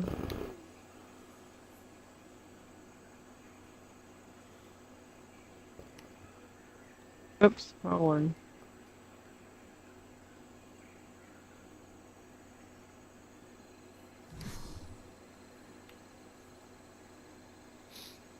You know what game I miss? Hmm. Atlas.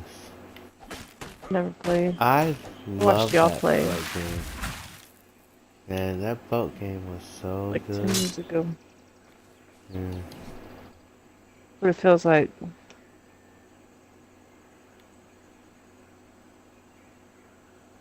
probably was about that. It wasn't.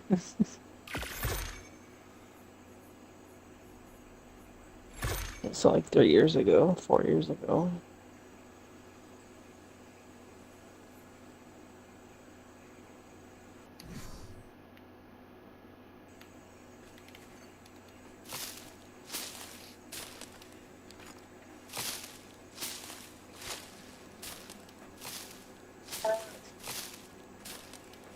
Charlie.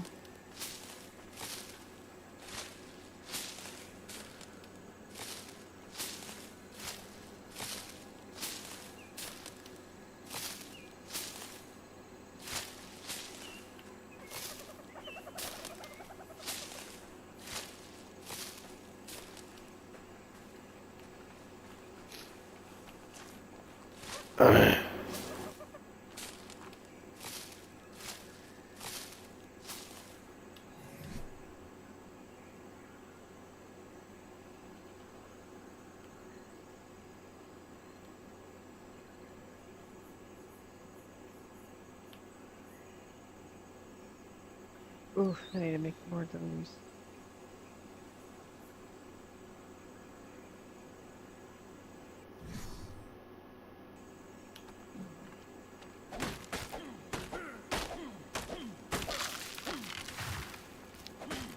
That's good enough. Let's go.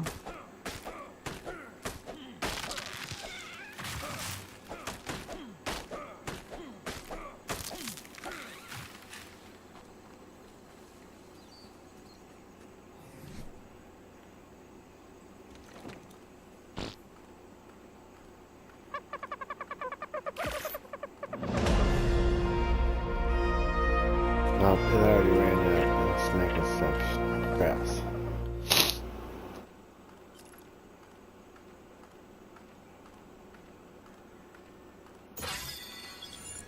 Oh my goodness. All my sinuses are going crazy.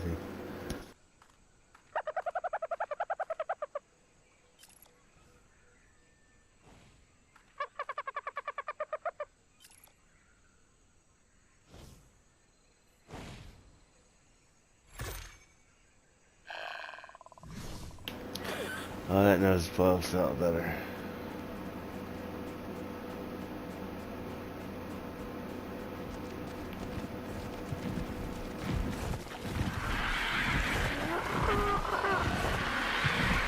Pretty sure you can't claim anything here. Steve would be devastated.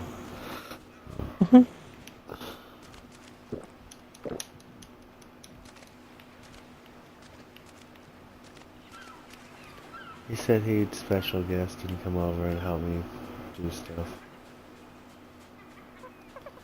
I said I'll probably need it.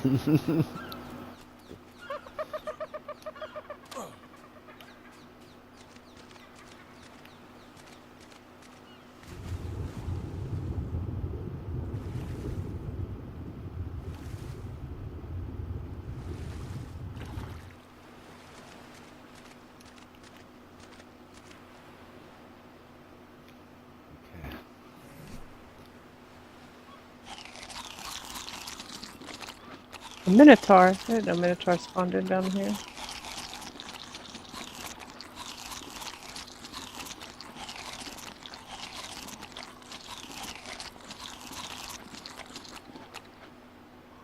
and the rag rabbit. No, I'm upside down.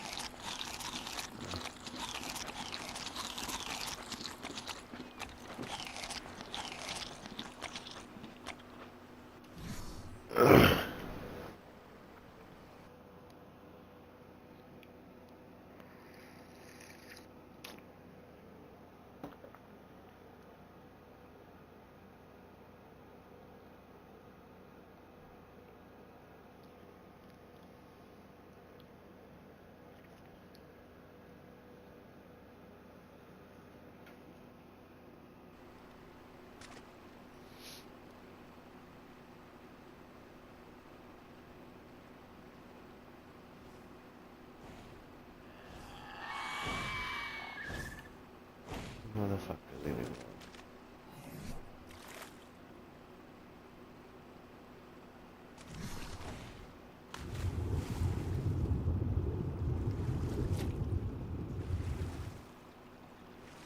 Charlie. can I make it with no music? Stop, buddy.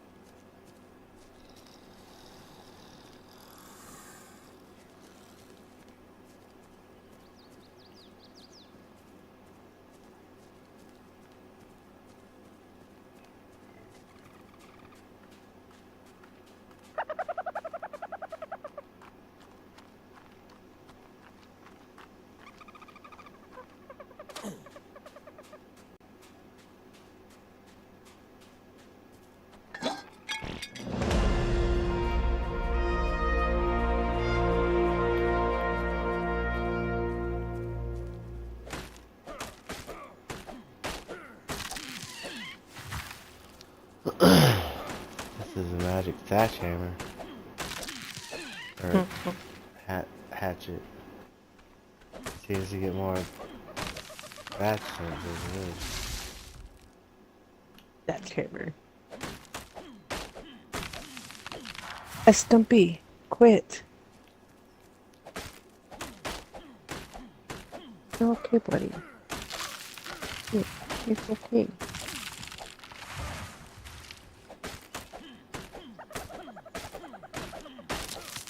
Boy. It's okay, boy. No. That's enough.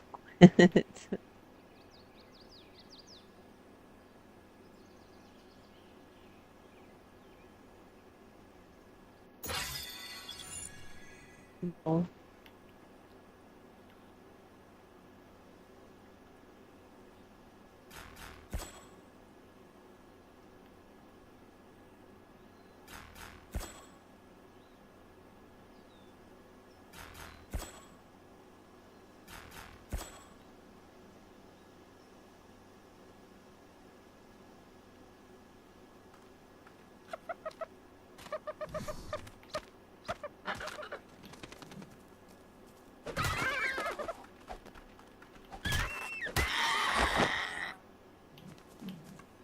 That dodo looked the realest I've ever seen a dodo. He was all pecking at the ground and It's everything the and like dodo. doing actual animal animations. We're really close to bringing them back. Yes. Because that's what we need. Fucking dodos running around. Well, I mean, they seem like they'd be delicious.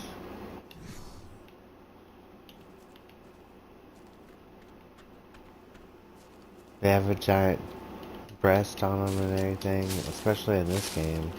Like, they'd be like a heavy breast kind of bird. What's going on? It feels like a fucking ant's biting the shit out of me. There's nothing at my leg.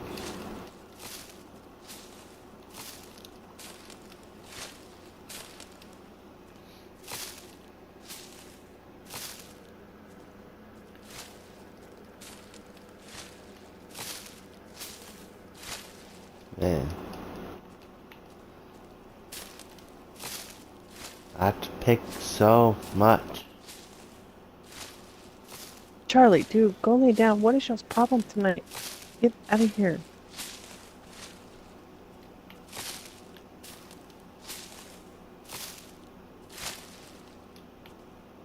I've been living the dream. All them boosted servers. Don't make me let you get.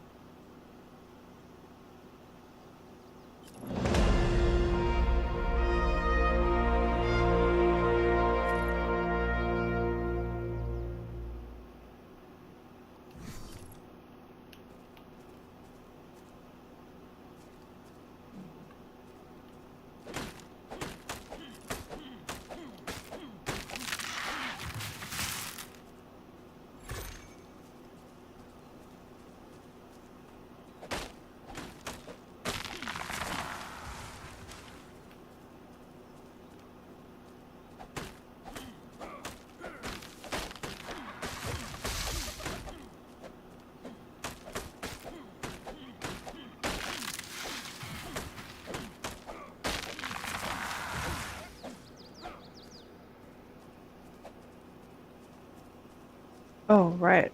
My toad.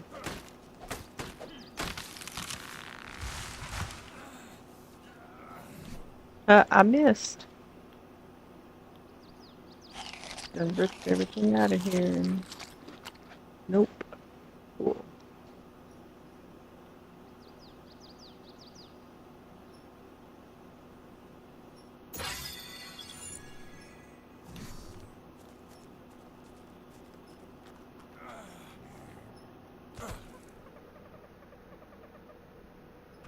I was all like, what is that noise?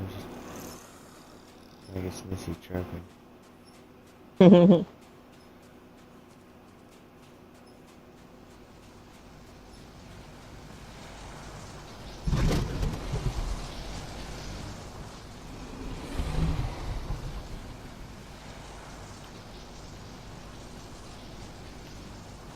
Land before time. Sorry.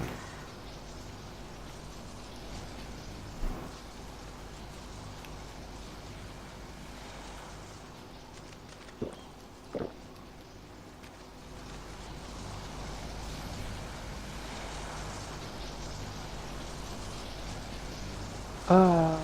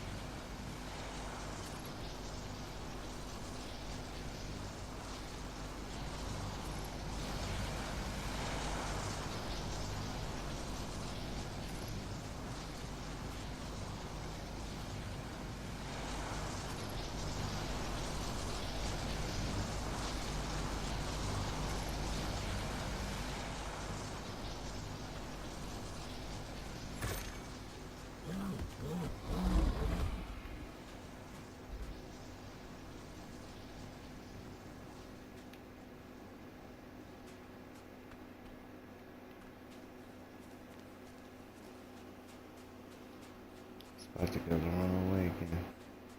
Oh, dang it. The fuck?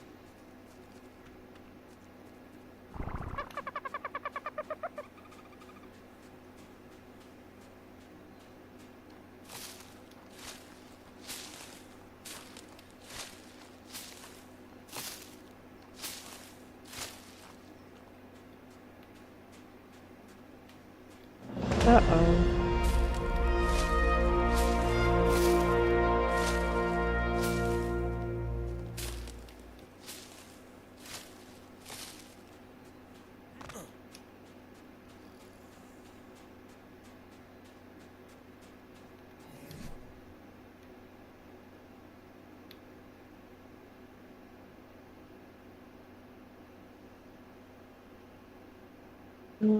Yep.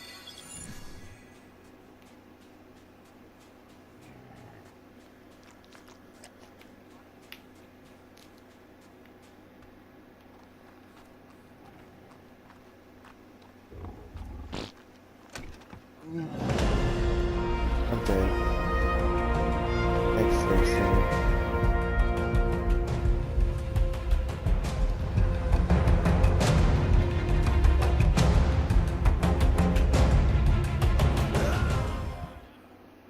Came all the way back around just to kill me.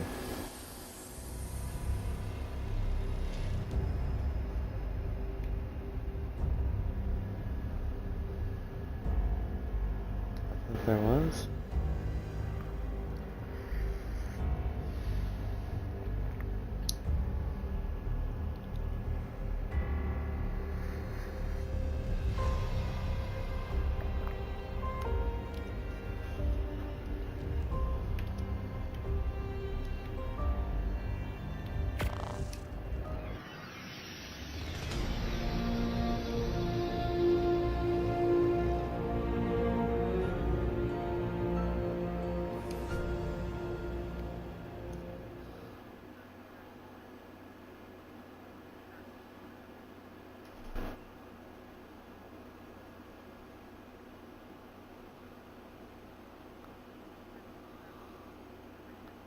I got 2 points before I died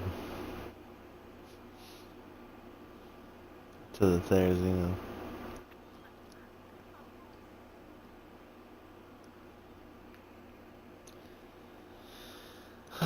He just wanted to tickle me and got out of control.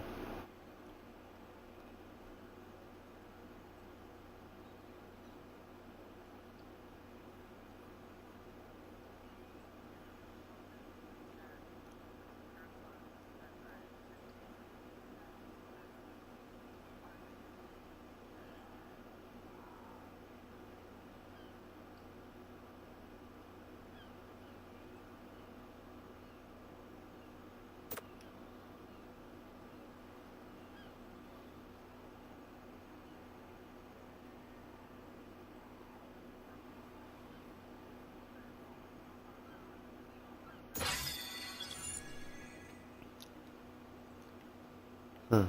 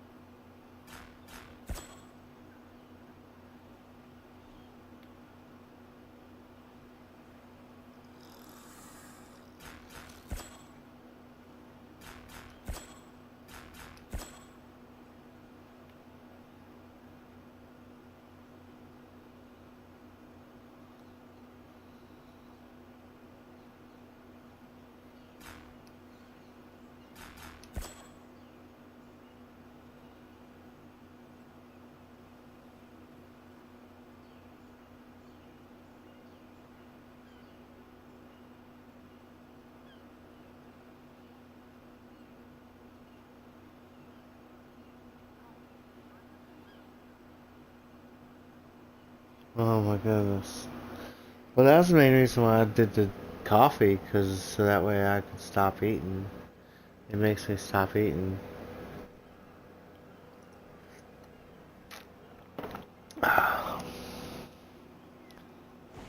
Well, I am sorry.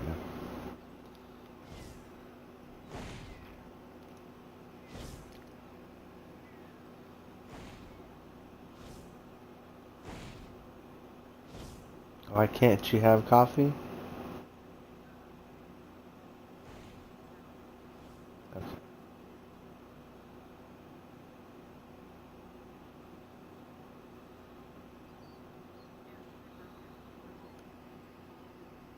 Broke what? Oh.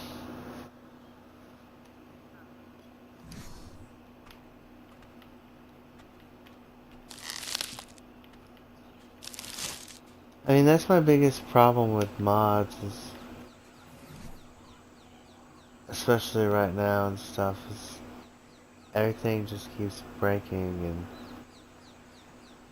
and we just can't get anything that works.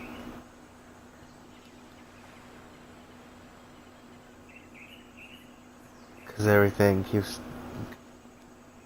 not working right, and then all of a sudden you start losing stuff. Like on that one server when I lost all that stuff just because of an update. And it took the the mod off, so then all the egg thing and those other cryos that you had, I just deleted them. Yeah.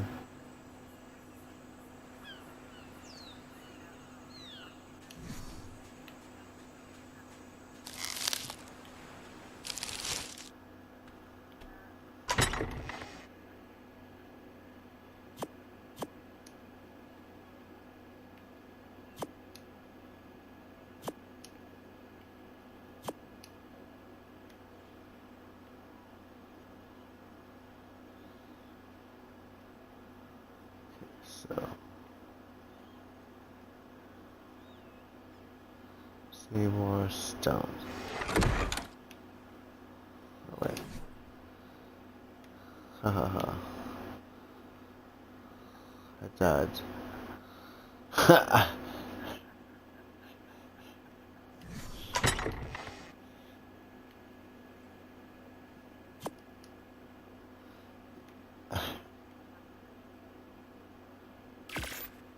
Well, it was because I died and I didn't have no more anythings.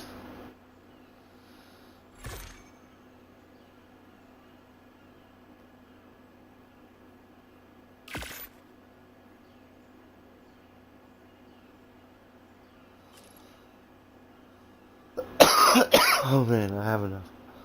I for the raft.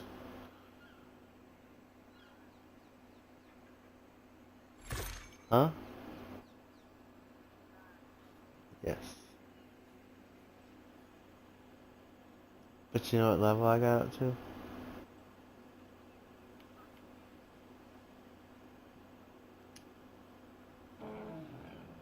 22.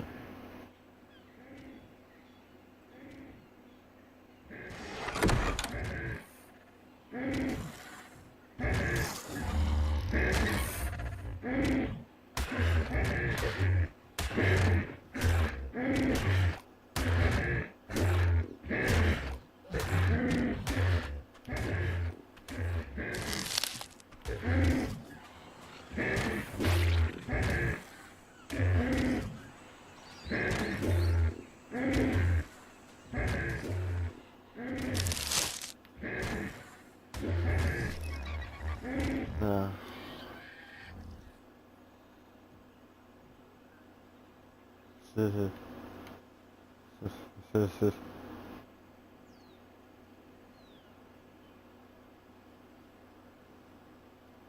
oh, refining for. I was like,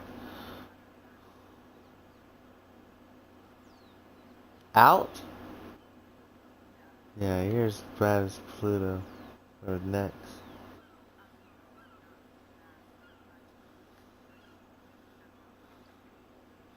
That's that's what happens to her. Next thing we know, there's there's fucking 84 sheep out, and you're like, what is going on? She's like, there's colors. Look at all the different colors. Look at all the damn colors I've done made. Blah blah blah blah blah.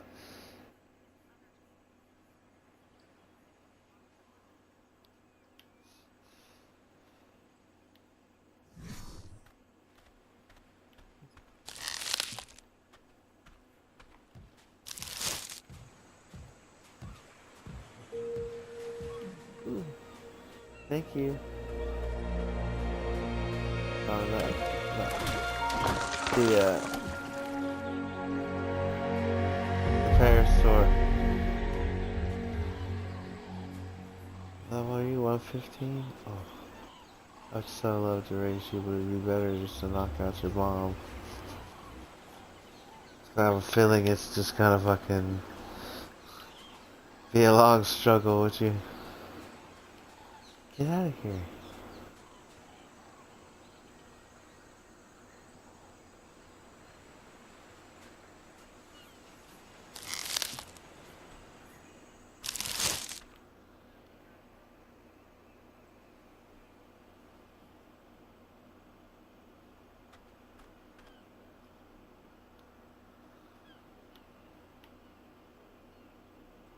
You were getting ready to go to bed?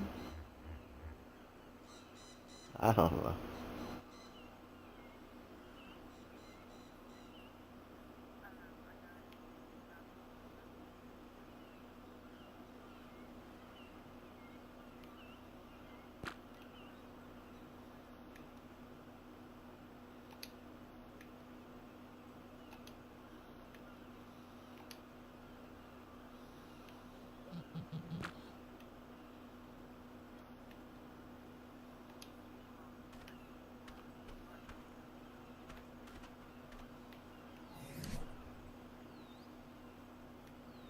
Uh-oh.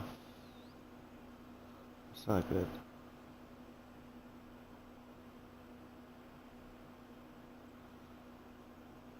I gotta at least make a refining forge and get some metal from the top of the hill tonight before I go to sleep.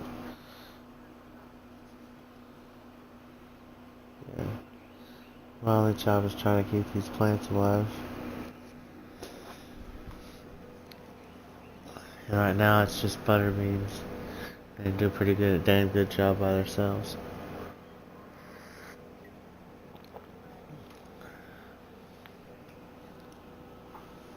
Oh.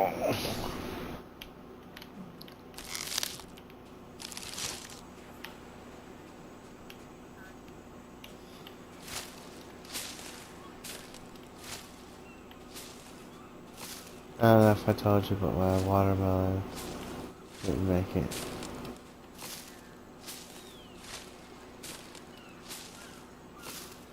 Well, it popped a watermelon, and then the watermelon ended up getting like blossom rot blot or something.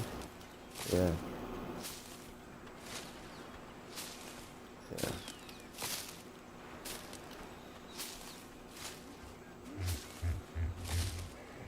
I need to know how. I get a lot of stuff like that.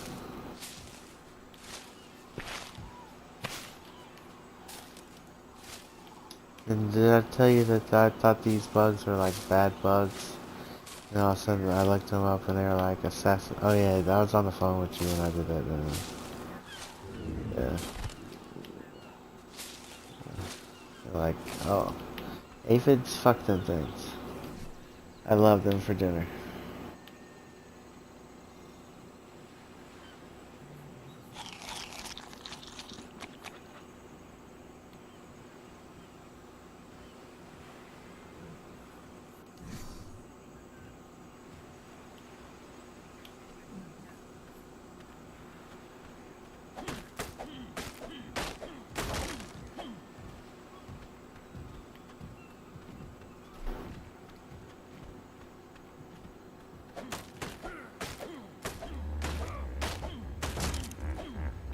These parasaurs keep leaving little brownies all over the place.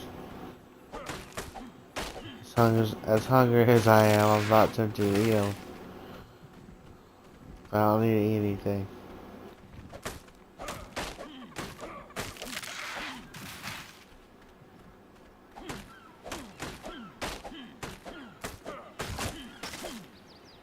I do that all the time still.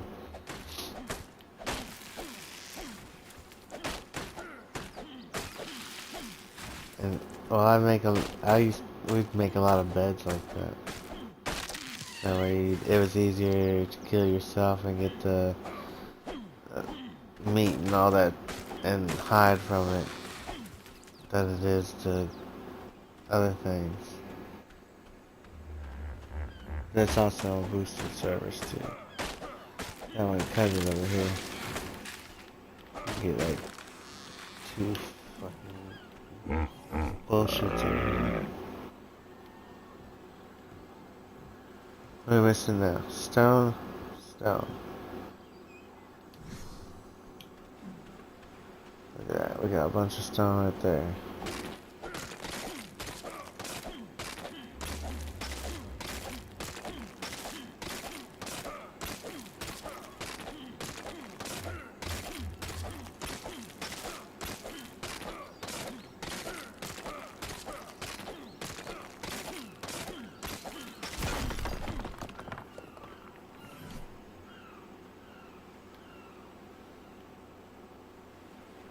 What?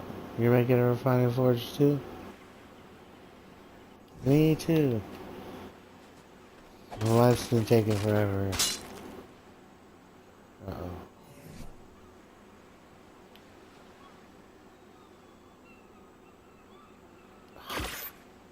I have to go back and get more thatch. Ugh. I just had to repair my tools.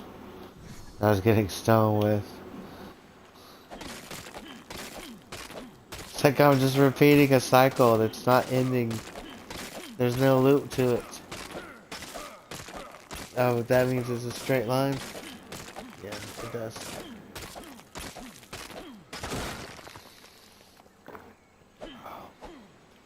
They only had gotchas on the plains of Island.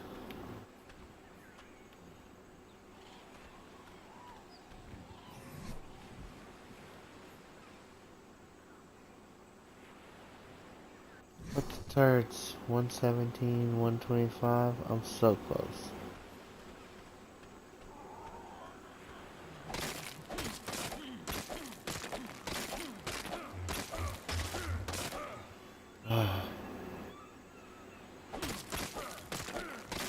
Sometimes when I hammer first with it, it all of a sudden it'll give me fucking flint.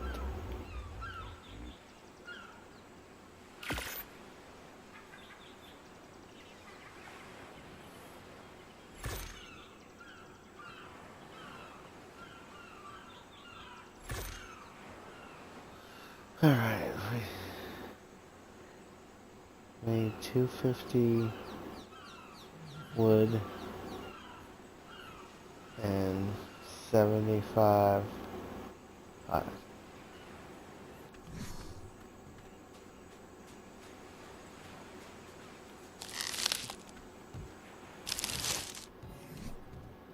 So we'll put all this wood.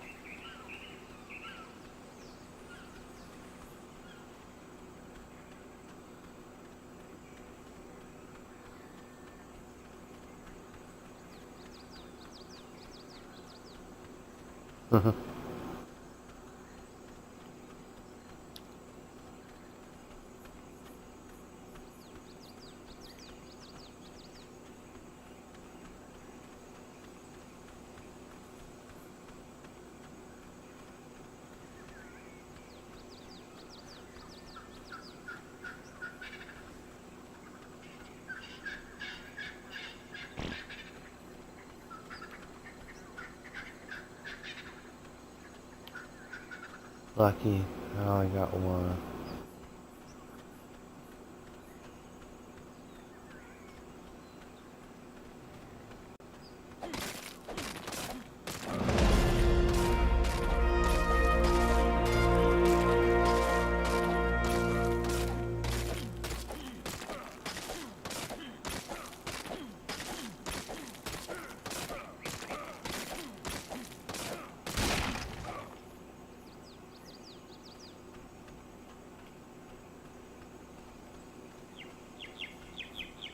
Get out here. I gotta level up from hitting that metal node. It's gonna take forever to fucking do metal. I'll tell you that right now. Oh, I'm out of water. How much metal I got from one node?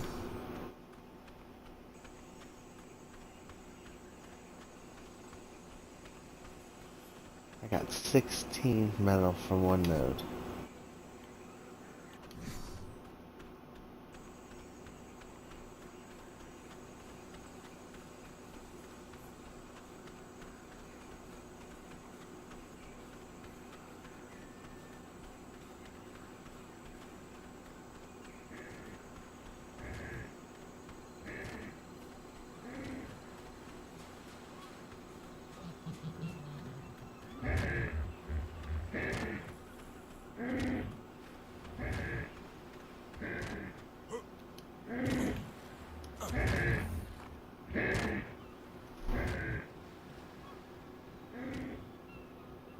The fuck was that parasol?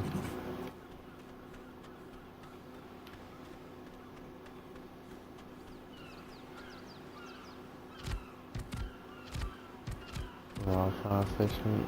Sorry, buddy, you're not getting tamed.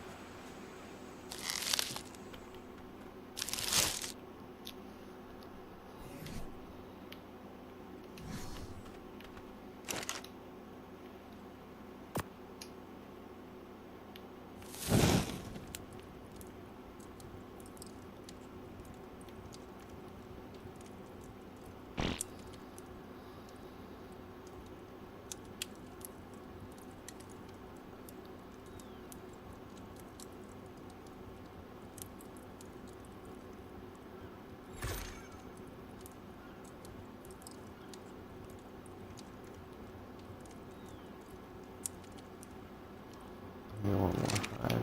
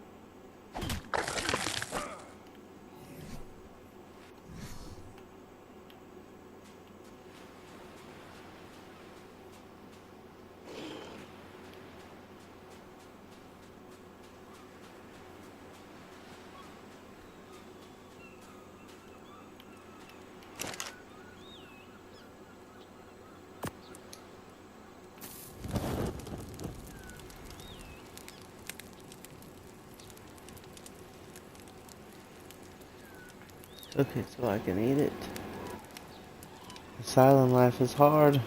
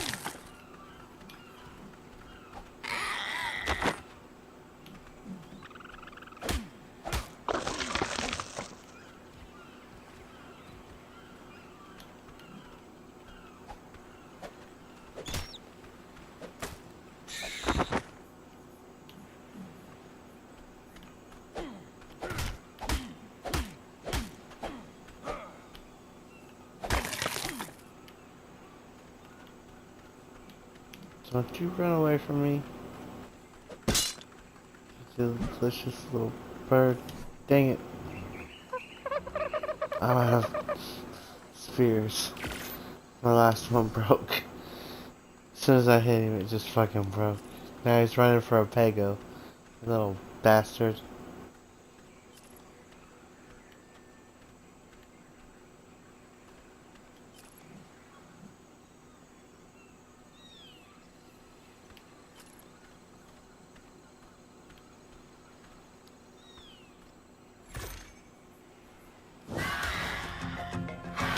Oh, you got me. Steely bird. Stole my Nocto berries.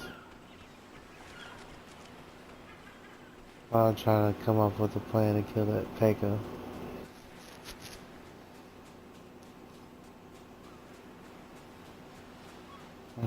I'm trying to get more. What's the hardest part is all this is happening because I need more hide.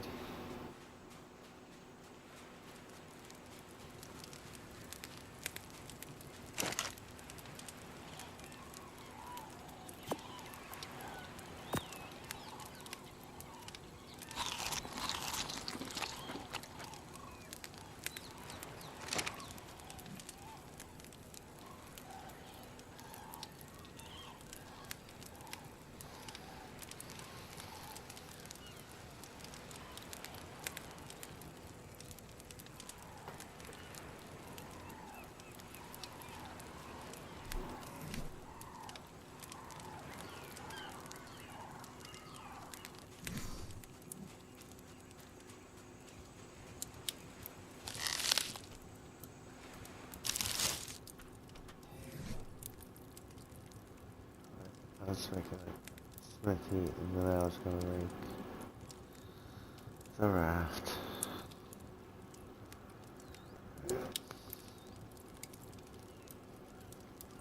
I got enough hides for it.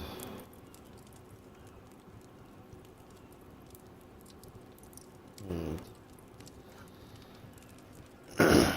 more stone and more wood. What? About? Um, sounds responsible.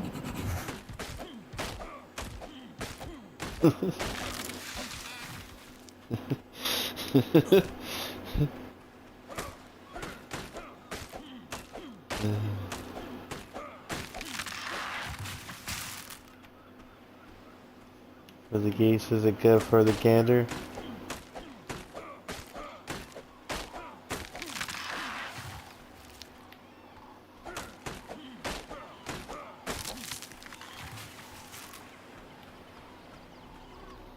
I was watching this thing on all this like Italian people and during the war how they didn't have meat and they were using eggs as a substitute as meat. And they would like make these little like egg medallion things and put and fry them up and then put them in the like tomato sauce and stuff and end up making like this really simple little thing and that was like their way of getting meat into their diet.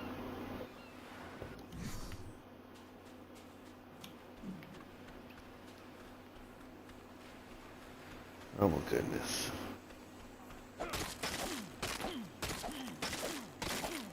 Well, that's eggs is meat.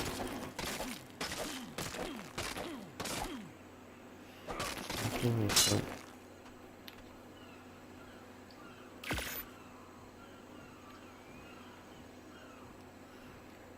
Goodness. We need a GoFundMe page. Get you over here.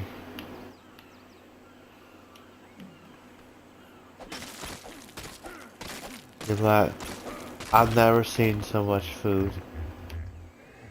I've hit the lottery.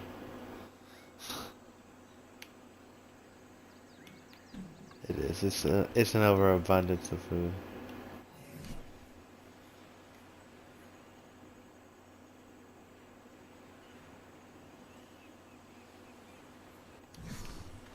Yeah.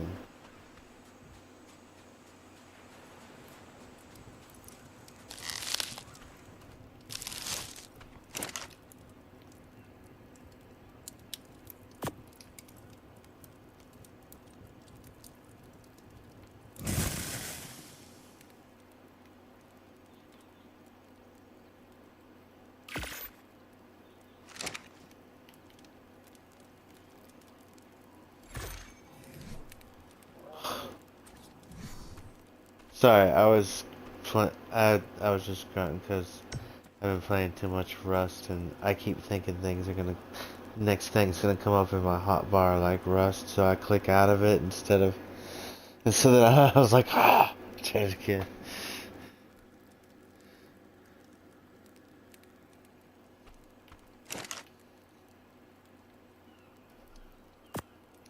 Mine.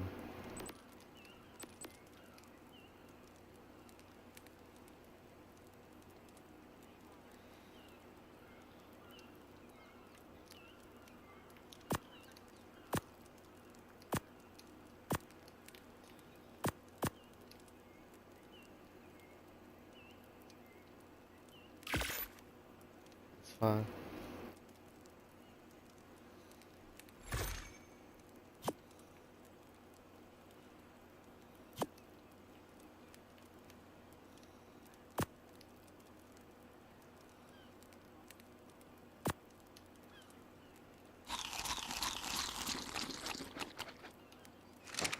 Well, I just don't see you having both of those problems anymore once you get here. If anything, you're like, fuck, I'm bored. Damn, I'm gonna cancel stuff. Fuck, I'm gonna go do this and stuff. There's fucking nothing to do here. Except processed food. Son of a bitch. The hell's all this chicken in the refrigerator for? Oh god, he's gotta put it up in bags. Put it in the freezer.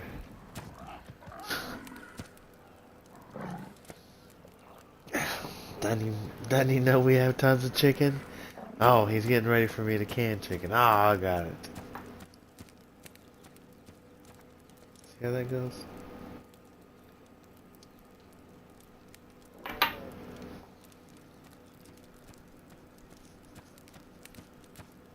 Uh-huh.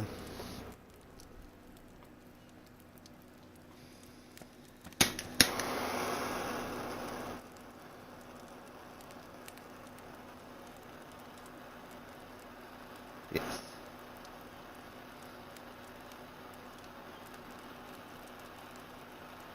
I was eating some of the asparaguses today that are coming up over there again because I cut down the thing because it cooled down. And I was like, oh, these things are so good. Too bad they won't be ready, really, really ready for like picking and eating it until like 2 years.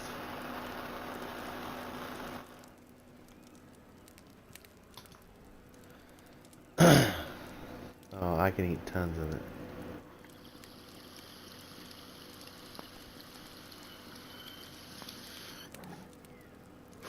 I feel like it cleans my kidneys.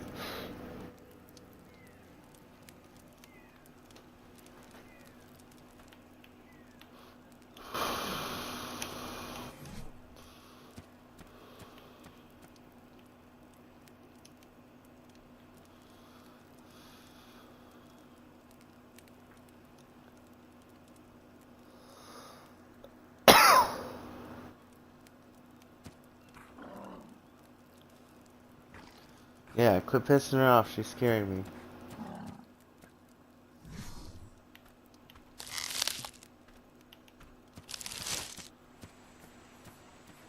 Alright.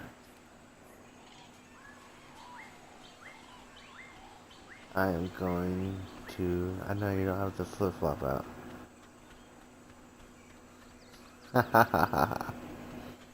I watched Casa de Grandes.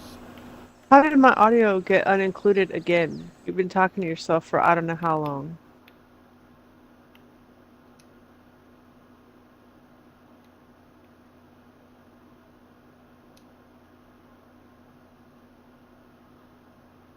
I don't That's know, so mine doesn't even weird. have the option anymore. Oh, 'cause I quit streaming Oh. when Ha ha ha. I saw Ha. somebody that I had Jesus effing Christ, take another joke. I thought I had somebody blocked that wasn't blocked, so I was like, yep, I'm just gonna end my I remember stream. that. Yeah.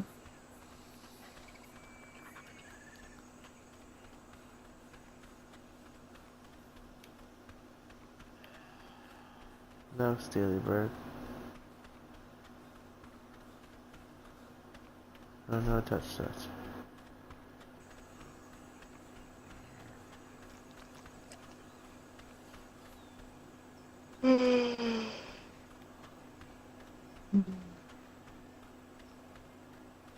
Oh, I didn't drink no water before I come up here. You should probably drink some in real life. Oh, I've been drinking coffee and When was the last time you had some water? before I started the coffee. Oh my goodness, it's an Mm-hmm. alpha raptor. Mm-hmm.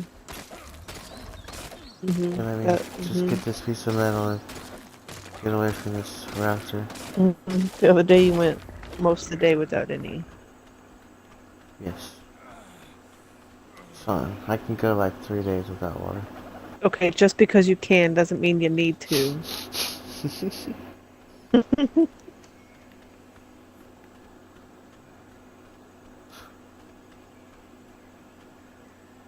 That's survival mode. You're not in survival mode.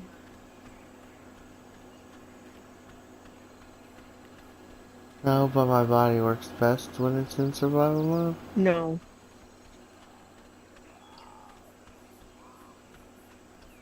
No. no. Stop yelling at me, dinosaur. And I want you to spit in my face.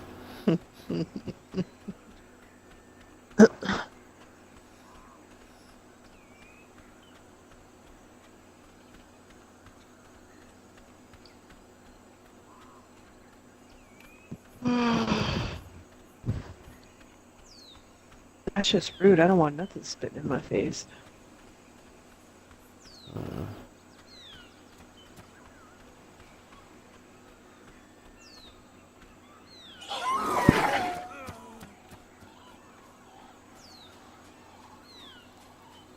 oh yeah, that's right. I need water.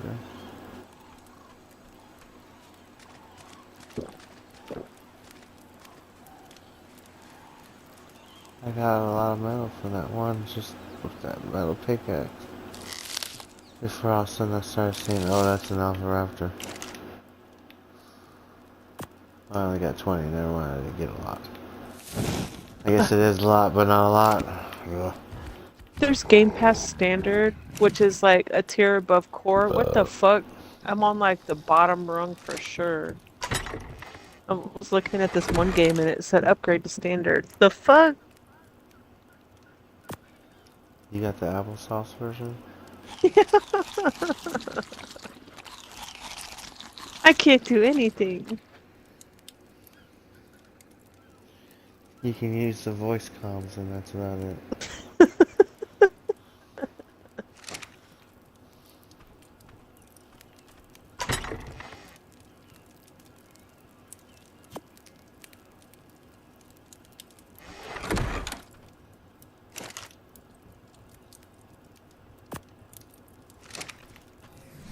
Oh, why haven't I made a mortal and pesto?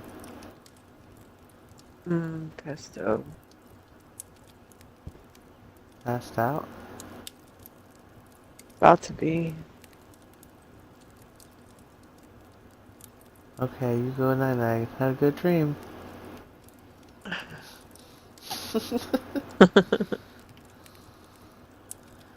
Oh man, I used to have that this game. I can't even play that one. that was Elvira from Tiny Toons. Oh,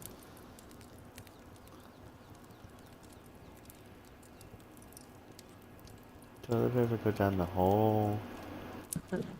elevator go up. 65 stone.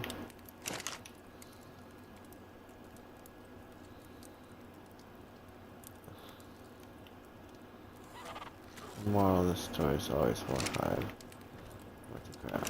More high. Yes. I mean, I definitely need to be sitting here like in the couch, wasted. If you're here right now. I'd love to be in the couch.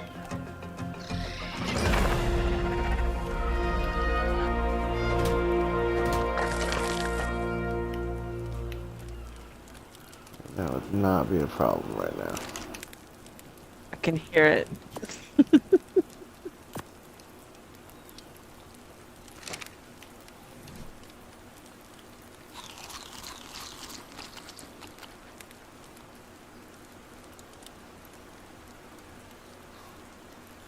I don't know what on official I should do other than wait. And I'm like level 24 and I've been pumping a lot into weight. I did one into stamina, or two into stamina and two into health, so they're both at like 120. Oh my goodness, it's terrible. And then weight is at 280. Well, you gotta start For two. using dinos like to carry stuff for you. Yes, I know.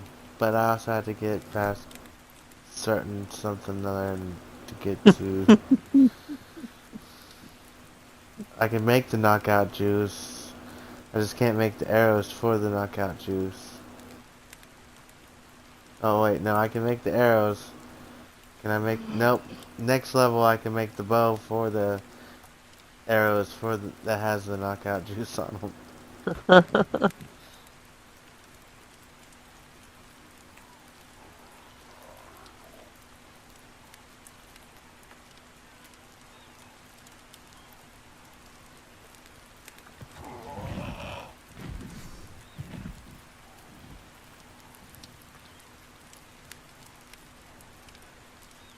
Ugh, I can't even get these perks. They're like, come get your perks. Just kidding. You need to upgrade, bitch.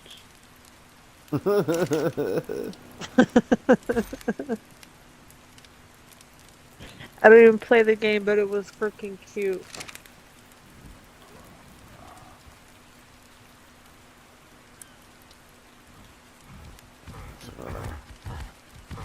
Okay, getting out of here. Have a good night.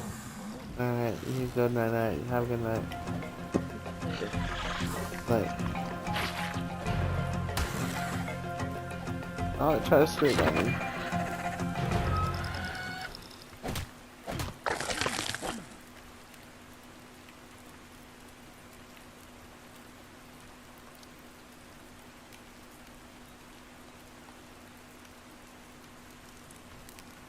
I should, huh?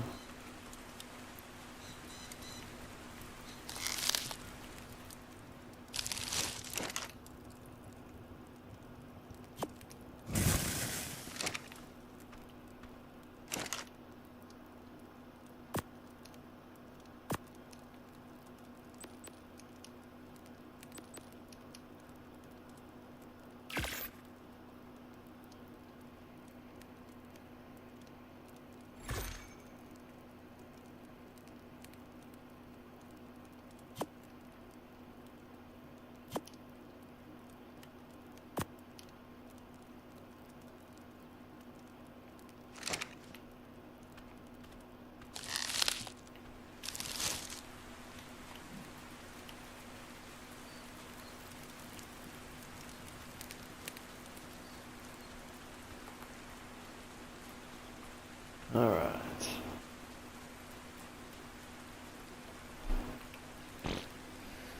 Now that she's gone,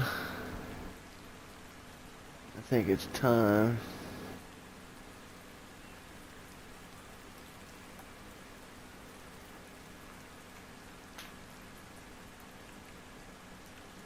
Watch some Wi-Fi's.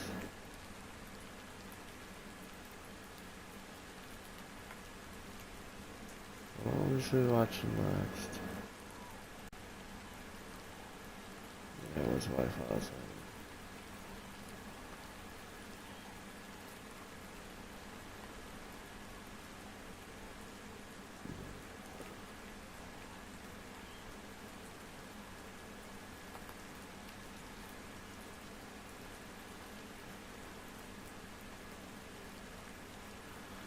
This is DARPA Collection. All the tools and tactics needed to fight communism in Italy. The CIA just needed one last thing to get Gladio running. A lot of cocaine.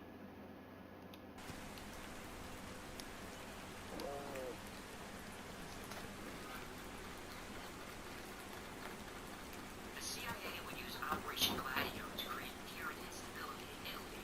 They would spread propaganda, infiltrate political events, bribe police, politicians, and disrupt demonstrations. They had to convince citizens that the Italian Communist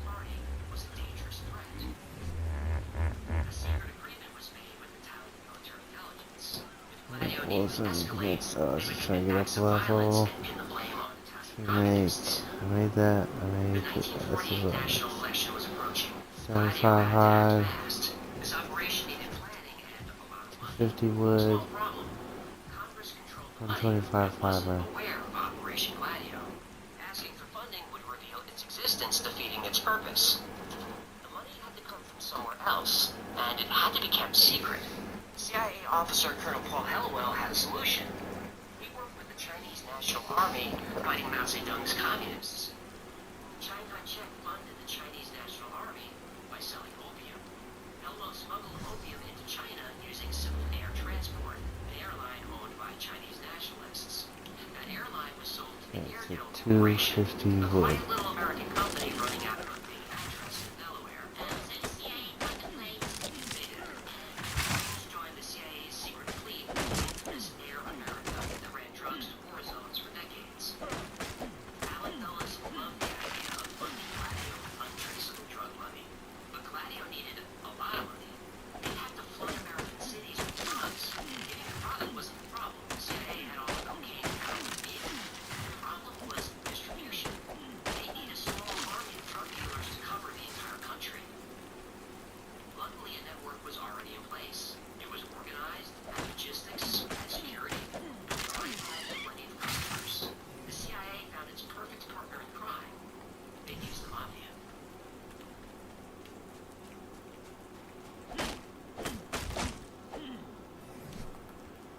The relationship between the mafia and the CIA began a long time ago. During World War II, German submarines were threatening the American coastline.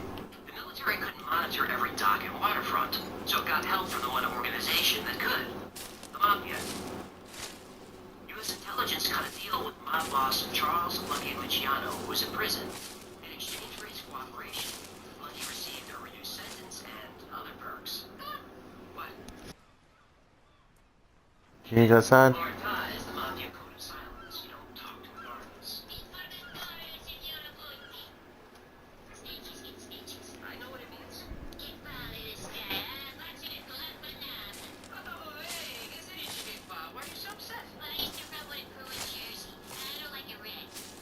You were an organized crime.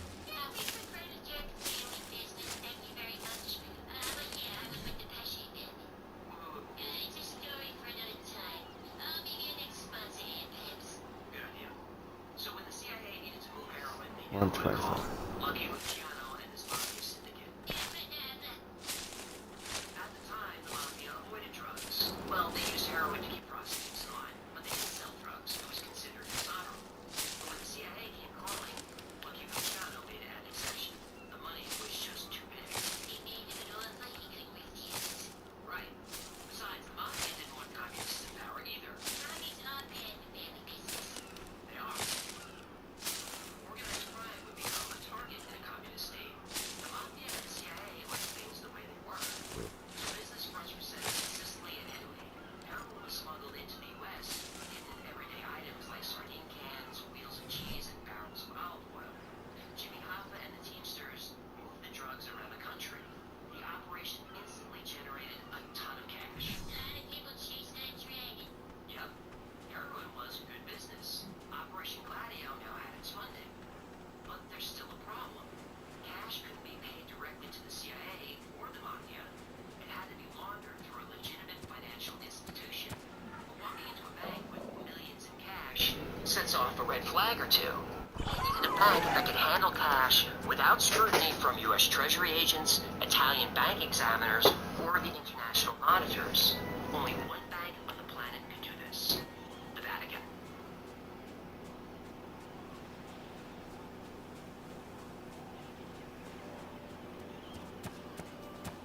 The Institute for Works of Religion, or Vatican Bank, was founded in 1942 to safeguard property for religious work or for charity.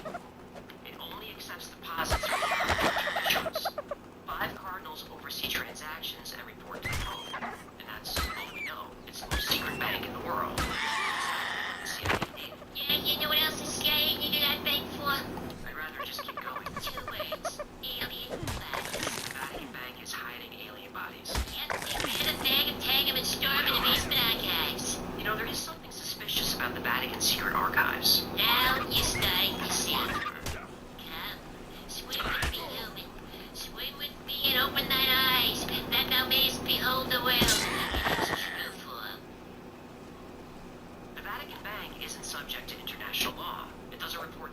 agency or government, only to the Pope.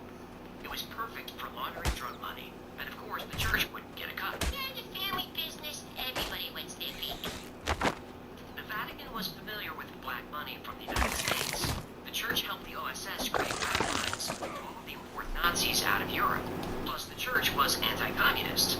Communism threatened the power of the United States, threatened the power of the mafia, and threatened the power of the church. So this unlikely partnership was formed, and the CIA started sending millions of dollars in cash to the Vatican.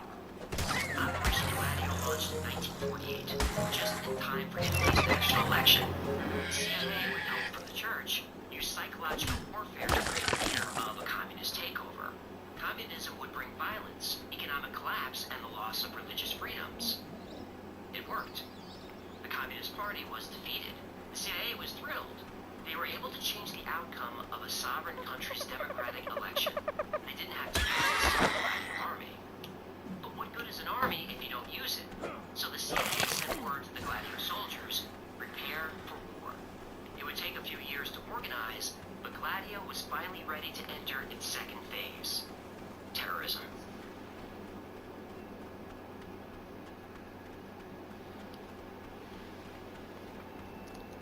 Italian politics stabilized briefly, but the Cold War intensified, and Italy was on the front line. The Italian Communist Party, though defeated, remained a force. Violence was coming. Being the largest automotive retailer in Florida and family-owned and operated, Was coming. On December 12, 1969, a bomb in Milan's National Agrarian Bank killed 17 and injured 88. Anarchists were blamed. In 1972, the Red Brigades, a communist group, rigged a car bomb in Paetano. It killed 3 police officers. Italy had entered the years of lead. Far-left and far-right groups committed acts of violence. Bombings, assassinations, and kidnappings plagued the entire country. Something had to be done. Prime Minister Giulia Andreotti proposed a new, more stable government, but it was up to Parliament to decide, so a vote was set for March 16, 1978.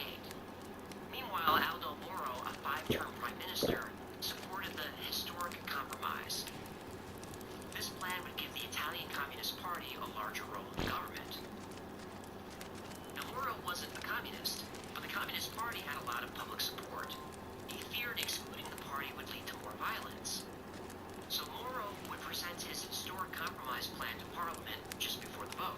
The CIA wouldn't like that. But it didn't matter. Moro never made it to Parliament. The Red Brigades kidnapped him that morning and murdered him weeks later. Moro's death killed the historic compromise. Andreotti's new government proceeded without the Communist Party. I don't believe in coincidences. Well, neither did journalist Picarelli. He published an article with a really provocative theory about what really happened to Aldo Moro. Picarelli had discovered Prime Minister Andreotti's connections to the Sicilian Mafia, and he was complicit in Moro's death. Picarelli thought Italian intelligence might have aided the Red Brigades. He implied Operation Gladio members and foreign intelligence agencies like the CIA could be involved. Now, Picarelli didn't have hard evidence, but he believed there was a conspiracy between Andreotti, the Mafia, and CIA. He knew if he kept digging, he'd find proof. Boy, this is the kind of thing that'll get you whacked. What happened? Picarelli was found dead in his car on March 20th, 1979, shot 4 times. And there it is.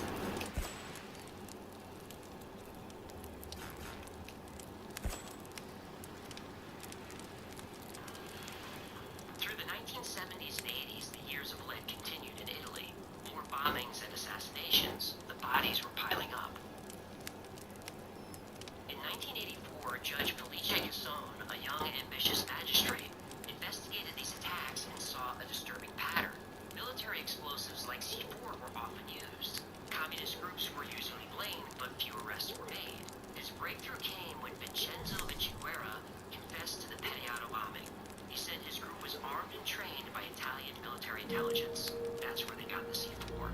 Their orders were to cause disruption and violence and free communists. This was state-sponsored terrorism.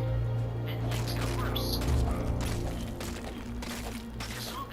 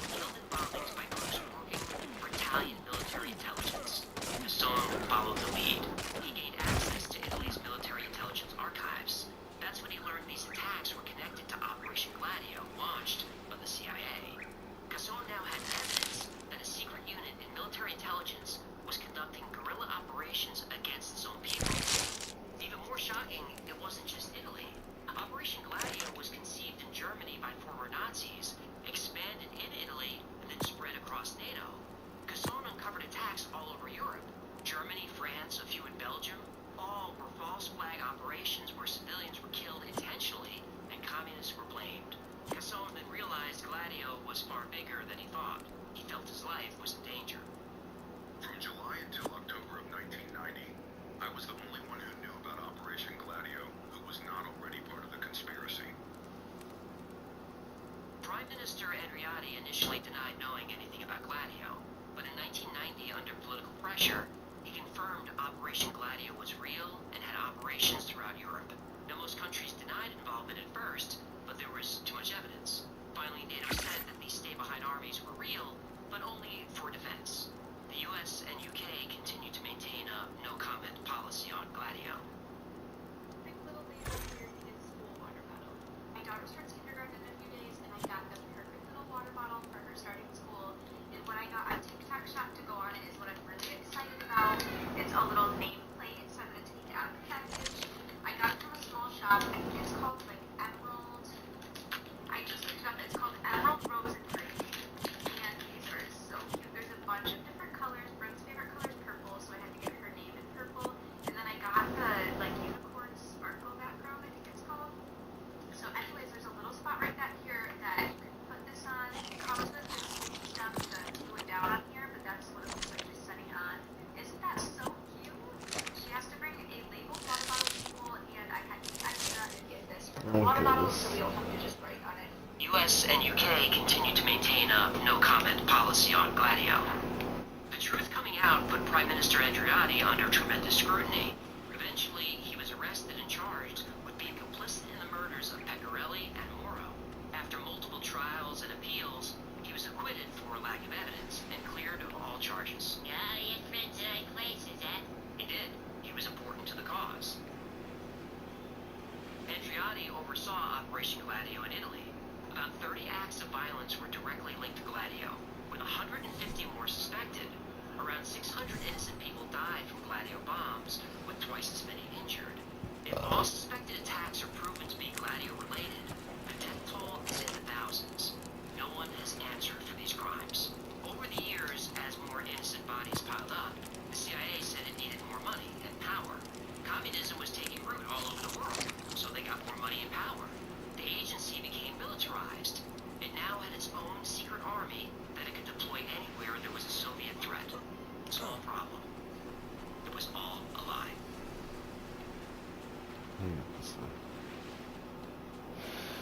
Need to go this way. From the 1950s through the 1980s, the USSR was an existential threat to America.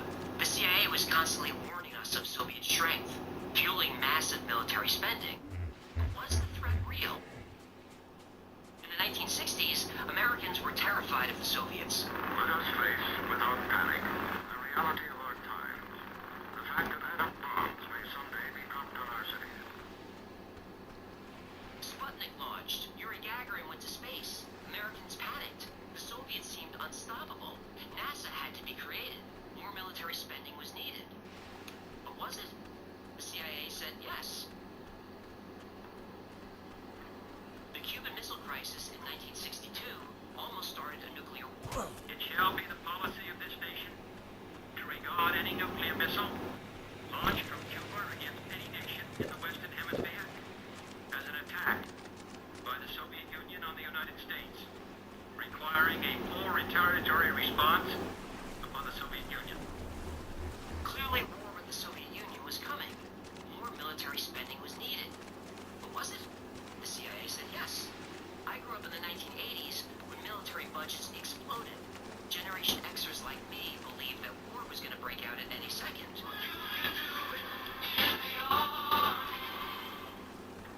We were in an arms race that we couldn't afford to lose. It was a race for survival. But was it?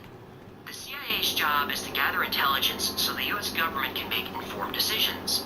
Somehow these decisions always led to more military funding and more power for intelligence agencies. But the CIA knows best.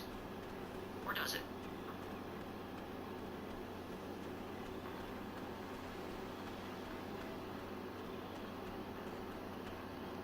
While the Soviets puffed out their chests in Cuba, their people back home were starving. From 1953 to 1964, they couldn't produce enough food to feed their population. The CIA didn't know. In the 60s, Americans were told more military spending was the only way to stop Soviet world domination. In reality, in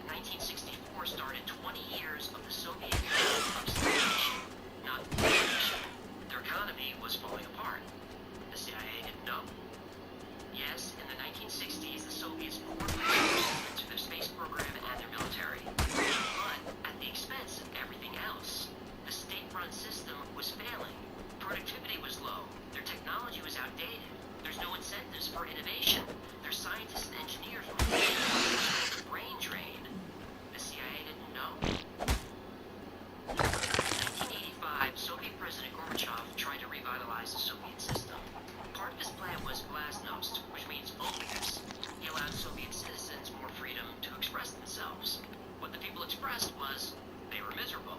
We finally learned the truth. Defending against Soviet aggression wasn't a strategy, it was a sales pitch. Throughout the entire Cold War, American military contractors got wealthy, and intelligence agencies grew powerful, protecting us from a country that was going bankrupt and whose citizens were sick and starving. But when the Berlin Wall came down in 1989, the Soviet Union had already been in ruins for years. The whole world saw it, so the CIA didn't know. Gladio was funded right up until at least 1990. Gladio still had armies ready to repel the expansion of the Soviet Union. By then, there was no Soviet Union. The Baltic states left. Ukraine, Belarus, the Central Asian republics, they were on their way out. The CIA didn't know. In 1991, the USSR was officially dissolved. How did the US respond to its greatest enemy being defeated? It increased its military spending by 12%. Why? The Cold War was over. The Soviets lost. But I guess the CIA...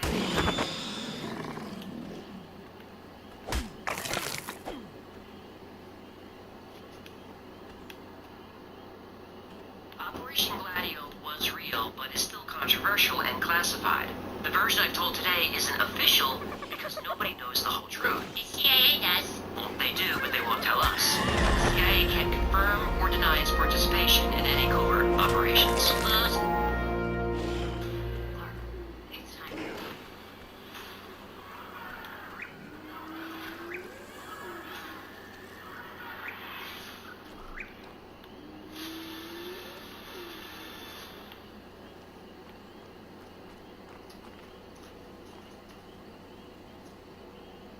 Minoxidil and finasteride really help stop hair loss. If you're noticing a thinning crown, a receding hairline that wasn't there last year, it's time to understand what's really going on. Minoxidil and finasteride have been used to treat hair loss for decades. That's why HIMSS created a that tackles hair loss at The CIA can't confirm or deny its participation in any covert operations.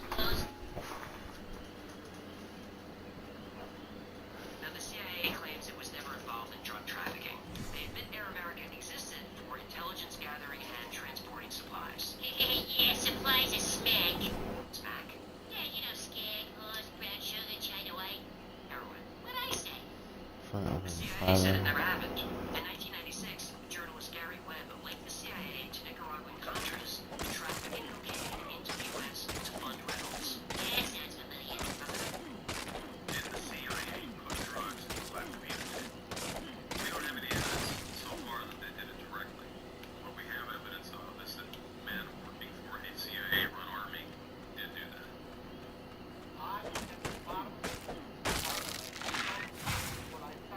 An official 1998 report investigated Webb's claims and finally issued a ban. The reports acknowledged that the CIA had worked with individuals known to be involved in drug trafficking, but did not find conclusive evidence that the CIA itself had facilitated or condoned these activities. Who conducted that investigation? The CIA did. Oh, they investigated themselves? Yeah. As well as everyone else, that the CIA has been dealing drugs throughout the world, bringing drugs into this country since Vietnam's War. You brought them in here in body bags. You were in the Golden Triangle. So you're gonna come in this community and insult us and tell us that you're gonna investigate yourself? You gotta be crazy. Whistleblowers, including federal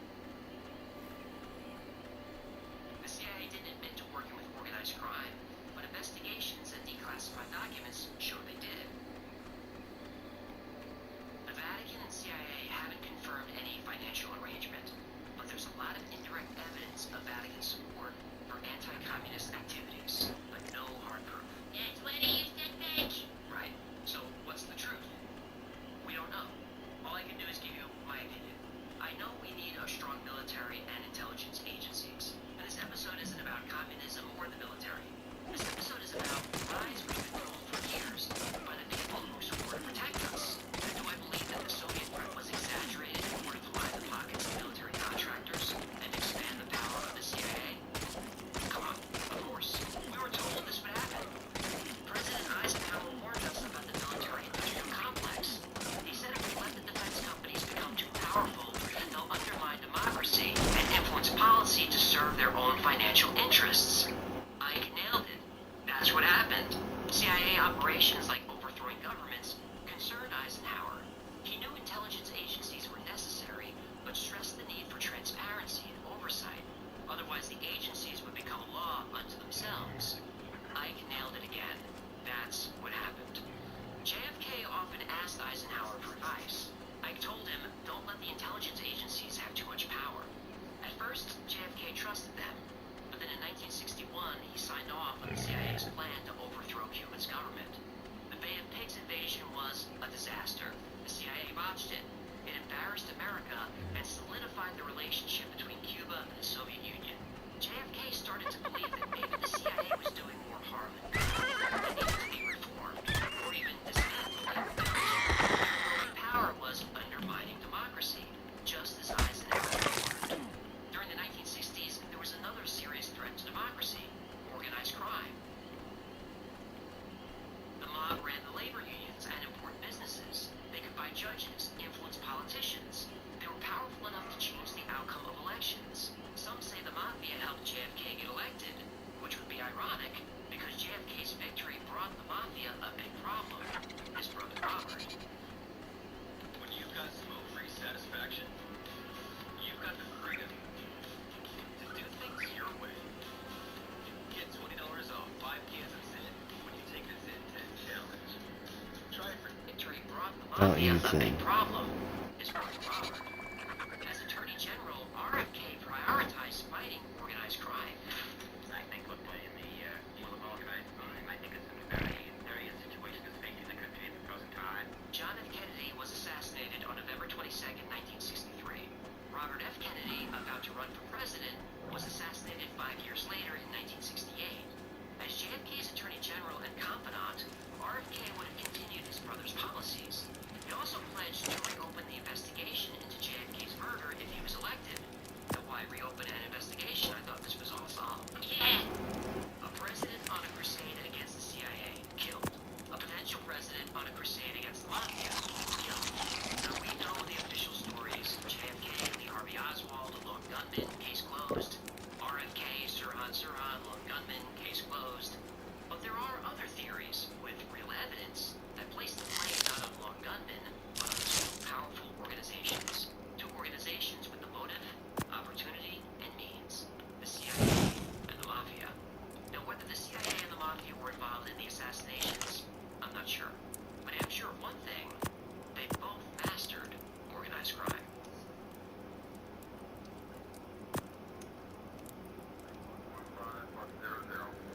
Now, I love World War II history, so it made me happy that the episode performed well. So we're going to stay with World War II for a few more minutes. This next one is... it's one of the strangest intelligence operations of the war. Now, if you haven't seen it, my notes are down here. If you haven't seen it, I won't spoil it, but here's a hint. Oh, sorry, that's not professional. This is about how a crazy race car driver, a submarine, and a dead body fooled Hitler and led to the creation of James Bond.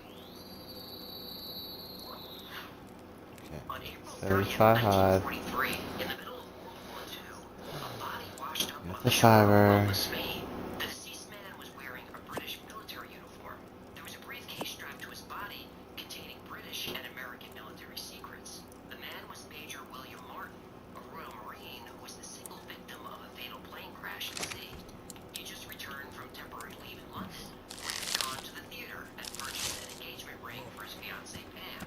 But there was something very strange about Major William Martin. He didn't exist.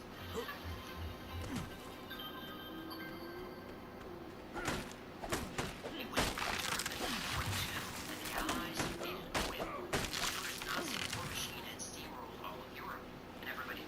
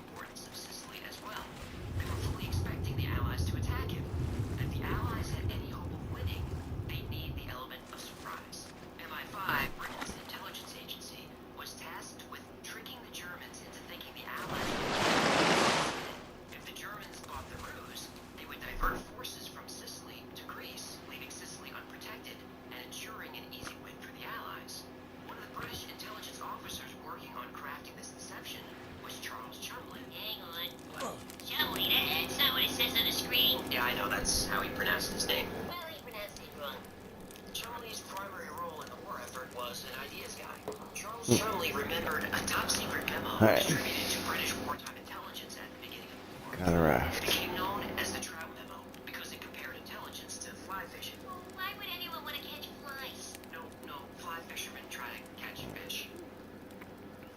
Those fishermen. What was I The gonna Trout name Memo the listed tribe? 51 specific ideas for I go over the computer.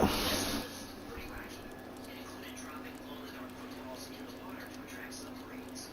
There was one about a fake treasure ship, and there was another about explosives being disguised as That's food. right. But the craziest idea in the Trout Memo was number 28. It involved loading up a corpse with phony documents, then dropping the corpse from a plane behind enemy lines. And when you read the entire Trout Memo, you can't help but think whoever thought of this stuff would be great at writing spy novels. The Trout Memo officially was written by Rear Admiral John Godfrey, but it was actually written by Godfrey's assistant, Lieutenant Commander Ian Fleming, the same Ian Fleming who went on to become a novelist, best known for a series featuring the character James Bond. Idea number 28 on Ian Fleming's Trout Memo was titled A Suggestion, and not a very nice one. Should be ready. Ready for what? What are you saying, Evan?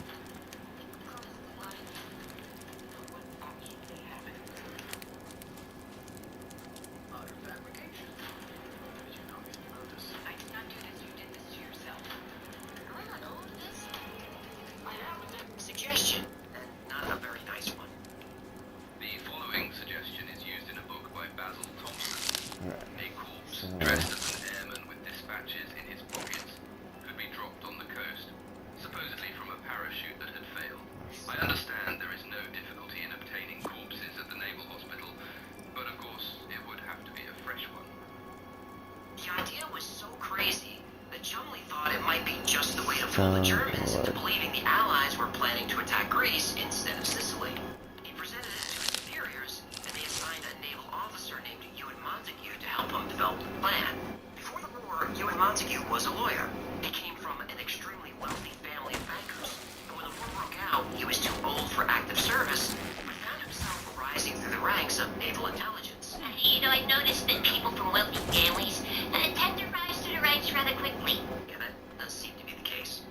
As it turned out, an inclination for wartime intelligence work ran in the family. Ewan didn't know it at the time, but his own brother, Ivor Montague, was actually a spy for the Soviet Union. Luckily, the Soviet Union and the United Kingdom were fighting this war on the same side. That's true. So did this Igor. Ivor. Igor. Ivor. Igor. Did he stop spying for the Russians after the war? Uh-huh. The Montagues were also Jewish, so Ewan's wife and children spent the war in America for safety reasons. Ewan wanted in on this unique operation, to serve his country, of course, but also to keep his mind off how much he missed his wife. Chumley and Montague fleshed out the plan for their mission. They would deliver a dead body via a submarine just off the coast of Spain. The body would be carrying information, identifying him as a Royal Marine, and most importantly, falsified documents regarding the upcoming military offensive in Greece. Spain was the ideal country to find the body because, though they were officially neutral, they were in close communication with the Germans. And if military secrets washed up on the Spanish shores, there was a good chance those secrets would end up in the hands of the Germans. Chumley and Montague had the plan. Now they just needed a dead body. But not just any dead body. It had to be male and of military age. The cause of death needed to line up with the story of a plane crash at sea. So drowning, exposure, shock, or traumatic injury. And the man shouldn't have any pesky family members who might not appreciate their loved one's corpse being dressed up as someone else and taken out of the country. Ewan Montague was friendly with the local coroner, who agreed to keep an eye out for just such a body. Yeah, it's good to have a corpse guy. It is. And on January 26, 1943, the coroner called Montague and told him, I got one. Glender Michael had a hard life. His father attempted suicide by stabbing himself in the neck with a knife. He was taken to a mental hospital where he caught influenza and later died. His mother struggled to care for the family on her own. They were often homeless and there was never enough food. Shortly before the war, she died of a heart attack. Glender was declared ineligible for military service, though it's not clear why.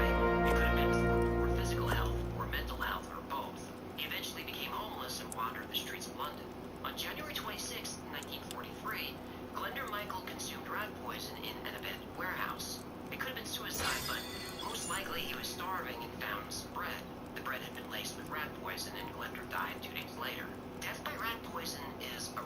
ago.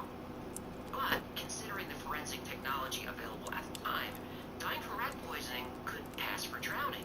Chumley and Montague now had a body. Not for long, though. Montague's coroner buddy Corpse guy. is corpse guy stressed that Glender's body was already starting to decompose. He could keep him on ice, but he needed to Down be here. deployed within the next 3 months. I need to get to level 30 for that. Mission had also been given an official code name, Operation Mincemeat. And this was a dark joke.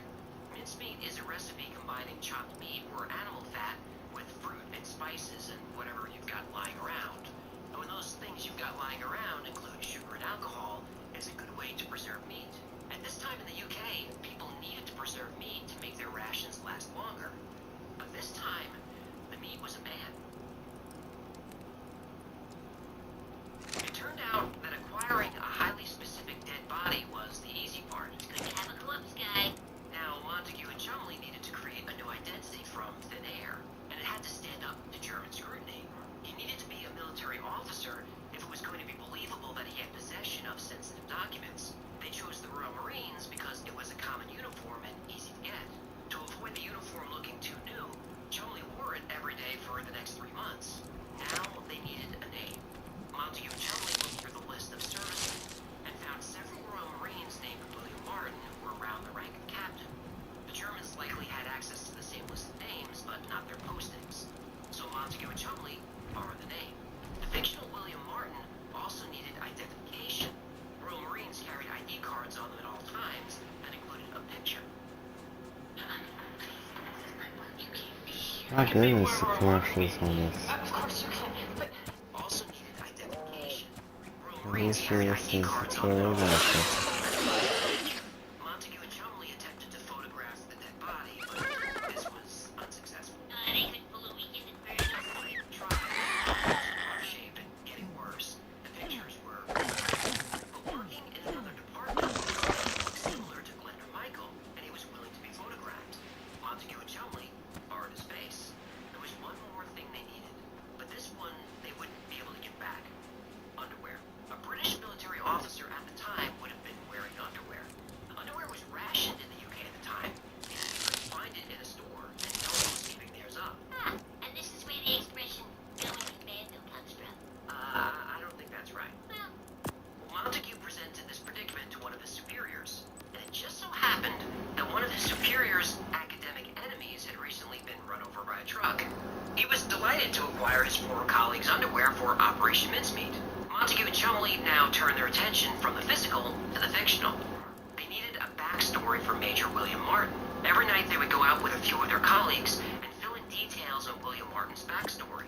He liked fishing and was bad with money. He was romantic and secretly wanted to be a writer. The team came to view Major William Martin as a friend. The backstory they created would be told to the Spanish who found the body, and hopefully the Germans they showed it to in the form of pocket litter. Pocket litter is a term for the random stuff people carry in their pockets. For the fictional William Martin, that included his falsified military ID card, the military documents hinting at the Allied plans to invade Greece, stubs from the theater, a receipt for an engagement ring, an overdraft letter from the bank, and a photograph and love letter from his fiancée Pam. Jean Leslie, a secretary working at the agency, agreed to provide a photograph. Jean now became Major Martin's fiancée Pam. And here's where things get a little awkward. Ewan and Jean began spending a lot of time together. They went dancing, they went to the movies, but not as themselves, not as Ewan and Jean, as William and Pam. They may have been playing characters, but the romance was real enough that Montague's own mother wrote to his wife suggesting she come back to the UK as soon as she could. But there was one last very important letter to be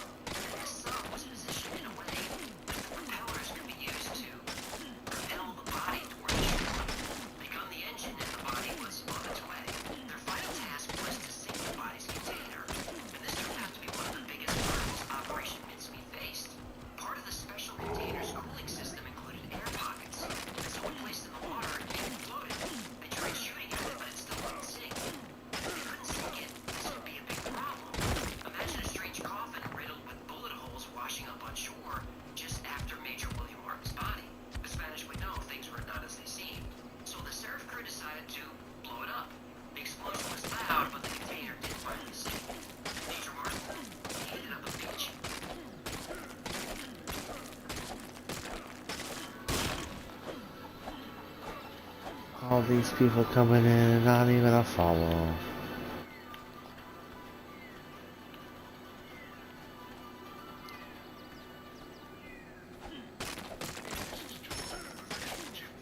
Self-proclaimed sneakerhead. Students of Hero Ambassador.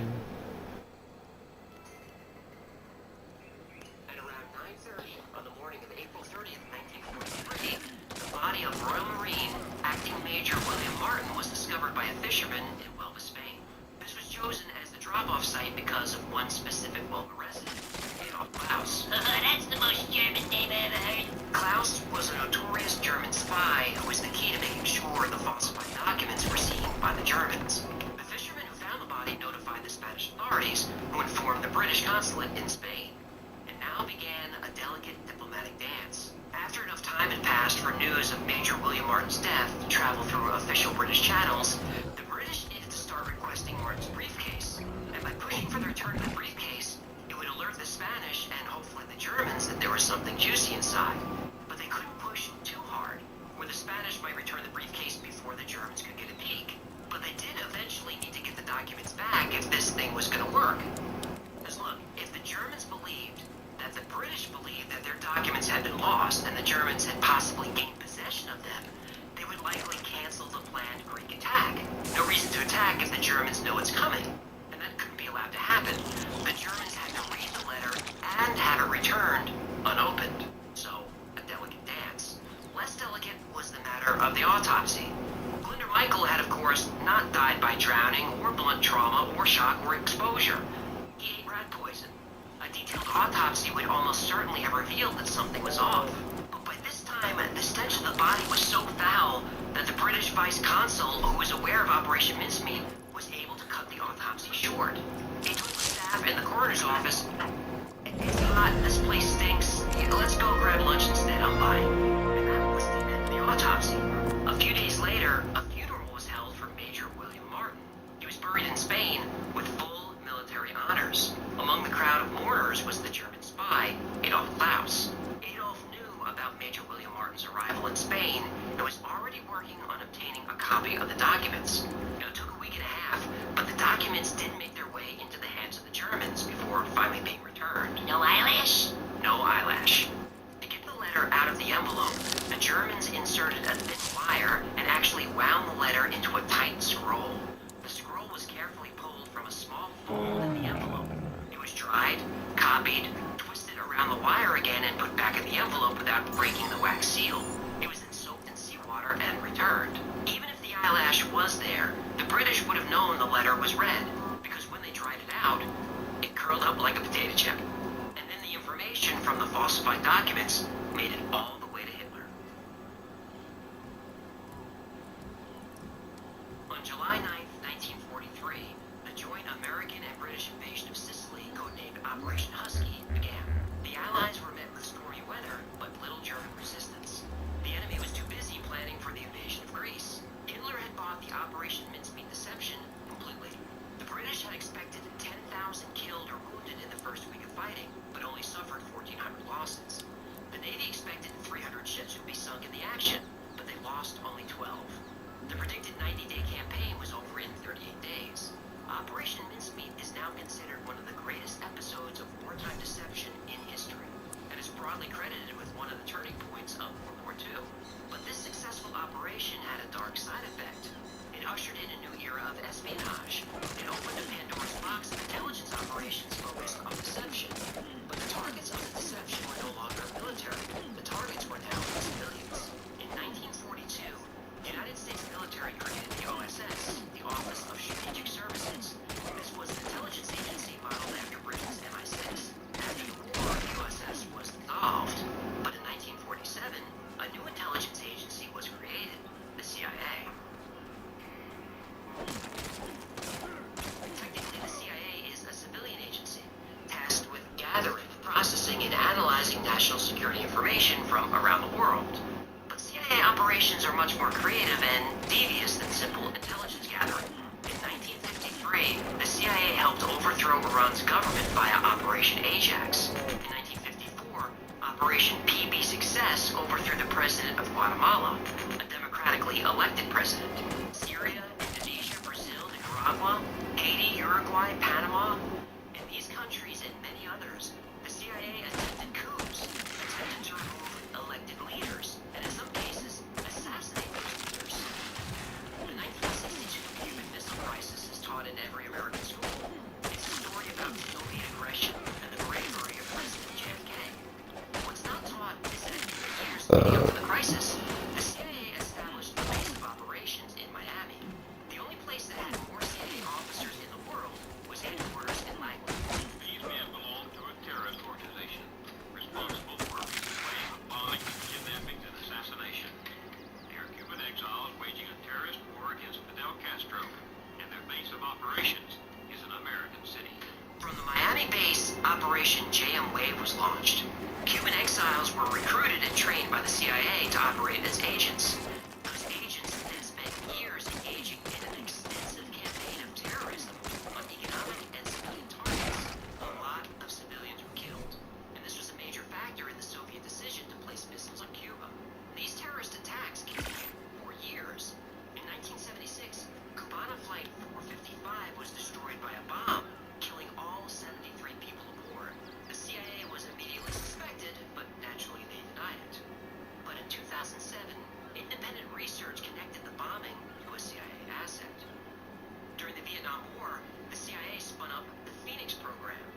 This program was designed to identify and destroy the Viet Cong, the VC, via infiltration, assassination, terrorism, and torture. Phoenix was shut down after the abuse, torture, and murder were exposed. In the 1970s back home, the CIA's Operation Chaos targeted anti-war protesters. I thought the CIA only operates overseas and doesn't spy on Americans.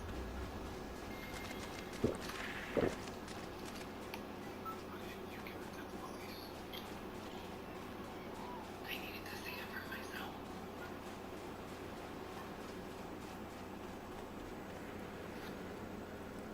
The CIA only operates overseas and doesn't spy on Americans.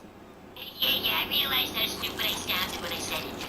Hey, it's a good thing that the CIA, FBI, and other agencies aren't being weaponized and used against American citizens, Sarcasm!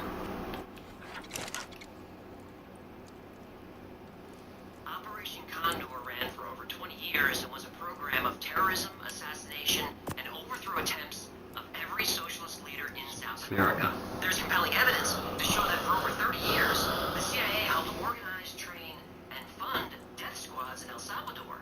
During the U.S.-inspired Civil War, at least 75,000 civilians were killed. MKUltra was an illegal human experimentation program. The CIA was testing drugs that could be used to force confessions through brainwashing and psychological torture.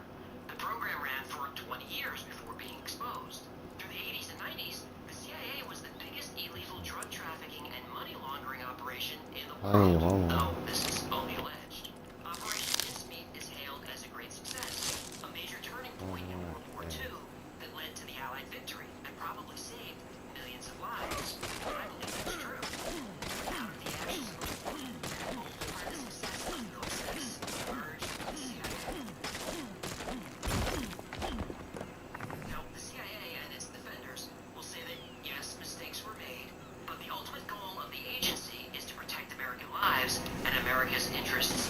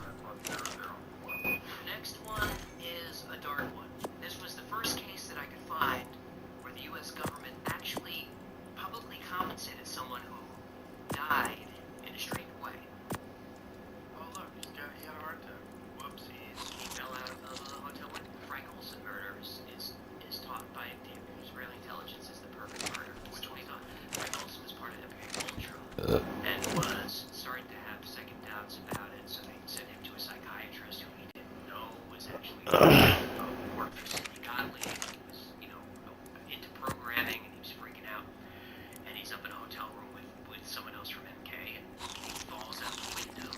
If you look at the window where he fell, it's like, 2 feet by 2 feet. You can't just jump out the window. So he was found on the sidewalk by the doorman. That's Frank Olson. Look it up. This is an older episode. This goes back to number 76. It's about MK Ultra and the Frank Olson murder. November 28th, 1953, New York City. At 2:30 a.m., the body hit the sidewalk. A few seconds later, a shower of glass. The doorman of the Statler Hotel yelled to the lobby that there was a jumper. The night manager rushed out and saw him. A man about 40 years old lying on the pavement. He was on his back wearing only his underwear, and blood started to pool around him. 13 stories up, a single window is open, its curtain flapping through broken glass. The night manager knelt beside the man, whose eyes were open and was somehow still alive. He desperately tried to speak, but was choking on blood and couldn't be understood. After a minute or so of trying to communicate, the man took a final deep breath and was gone. Nobody knows for sure what he was trying to say before he died. But one thing is for certain, he was something from the CIA.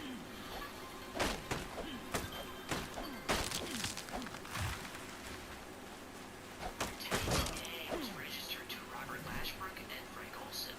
The police burst in, guns raised, but it was empty. Cold November air was blowing through the broken window. In the bathroom was a man sitting on the toilet, resting his head in his hands. He told the police he'd been sleeping, heard a noise, and woke up. One officer asked the name of the man who went out the window. Oh, okay. Time of year where kids get all hyped up on candy. And the adults, well, this year my wife and I invited our whole neighborhood to work. The police he'd been sleeping, heard a noise, and woke up. One officer asked the name of the man who went out the window. The man in the bathroom said, Olson, Frank Olson. The responding officers figured this was an open and shut case. A middle-aged man is depressed or distraught and ends it all by jumping. Just another night in the big city. But the night manager, Armin Pastori, wasn't convinced. He said it didn't make sense that someone would get up in the middle of the night, run across a dark room in his underwear, avoid 2 beds, and dive through a closed window that had the shade and curtains closed. Pastori checked with the hotel operator to see if any calls were made from the room. The operator said, yes, a call was just made a few minutes ago. And because it ran through a switchboard, she heard the whole thing. The caller, Robert Lashbrook, who was the man in the bathroom, called a number on Long Island, which belonged to a Dr. Harold Abramson. The call lasted only a few seconds. Well, he's gone, Lashbrook said. Well, that's too bad, was Abramson's reply. A few hours later, Frank Olson's family was notified. They were told there was an accident. Frank had either fallen or jumped from his 10th floor room. Frank's body was so badly damaged that the funeral was held with a closed casket, and the Olson family tried to move on. Having trouble coping with losing his father, Eric Olson would ask his mother about Frank from time to time, and she would always say the same thing. You're never going to know what happened in the room that night. But 20 years later, that would change. In 1975, the Rockefeller Commission released information to the public about its investigation into CIA activities.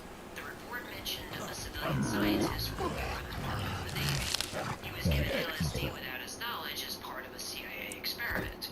That scientist experienced side effects and was sent to New York for psychiatric care. A few days later, he jumped from a 10th floor window of his hotel and died.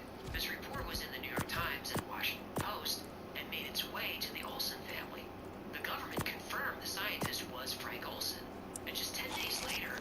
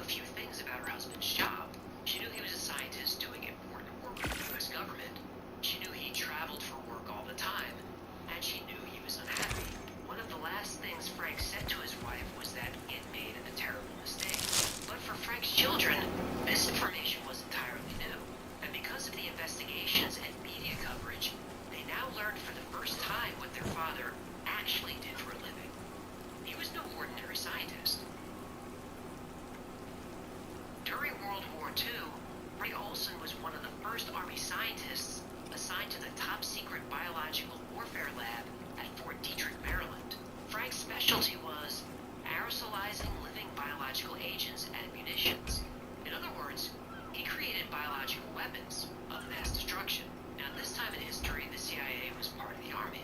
And after becoming a civilian, Frank continued his research in bioweapons. He was lead scientist for Operation Harness, where animals in the Caribbean were exposed to anthrax, tularemia, and brucella. He was part of Operation Sea Spray, where different strains of bacteria were sprayed over the San Francisco Bay Area to test the city's vulnerability to a bioweapon attack. And as Frank moved up the ranks of the CIA, he spent a lot of time at Fort Terry, which was a secret installation on Plum Island in the Long Island Sound. Plum Island is only reachable by boat or by air. The toxins tested there are considered too dangerous to be on the mainland. Olson developed delivery devices for these bioweapons. Canisters disguised as shaving cream cans that could disperse anthrax in a concentrated area. A cigarette lighter that emitted a deadly gas. Lipstick that killed instantly. Hey, when do they make biological weapons a war crime? The Geneva Conventions in 1949. So all this research was Illegal. Right? In early 1953, the same year he died, Frank Olson stepped down as chief of the Special Operations Division. He said the job was too stressful and was causing his ulcers to flare up. you think ulcers suck? Try anthrax. Oh no, sympathy for CIA scientists, huh? Not even a little bit. So Frank stepped down, but he stayed with the CIA. Never paying the log prices again. This here trimmer is a game changer. Saves money, super fun, and so easy. Yeah, I was terrified sounds like a lawnmower. But look my bike like that. They're not. Just easy results. Plus, it's cute and innovative. No salon needed. Maybe shop smart. Shop now on TikTok.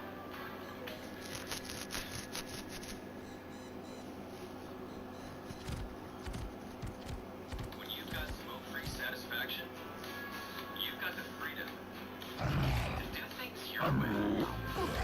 Get $20 off 5 cans of Zen when you take the Zen 10 challenge. Try it for 10 days. Not even a little bit. So Frank stepped down, but he stayed with the CIA. And that's when he met Sidney Gottlieb and Robert Lashbrook. Gottlieb. Oh, where do I know that name from? Well, Sidney Gottlieb ran the CIA's Project Bluebird, which became Project Artichoke, which became MK Ultra. Bingo. During the Cold War, the CIA, specifically Sidney Gottlieb, was obsessed with mind control and brainwashing. There was a fear that the Soviet Union was also working on this capability, and the United States was determined to get there first. Project MK Ultra was the program intended to accomplish this. MK Ultra was brutal and illegal. Over time, the experiments Frank Olson conducted and witnessed started to weigh on him. During one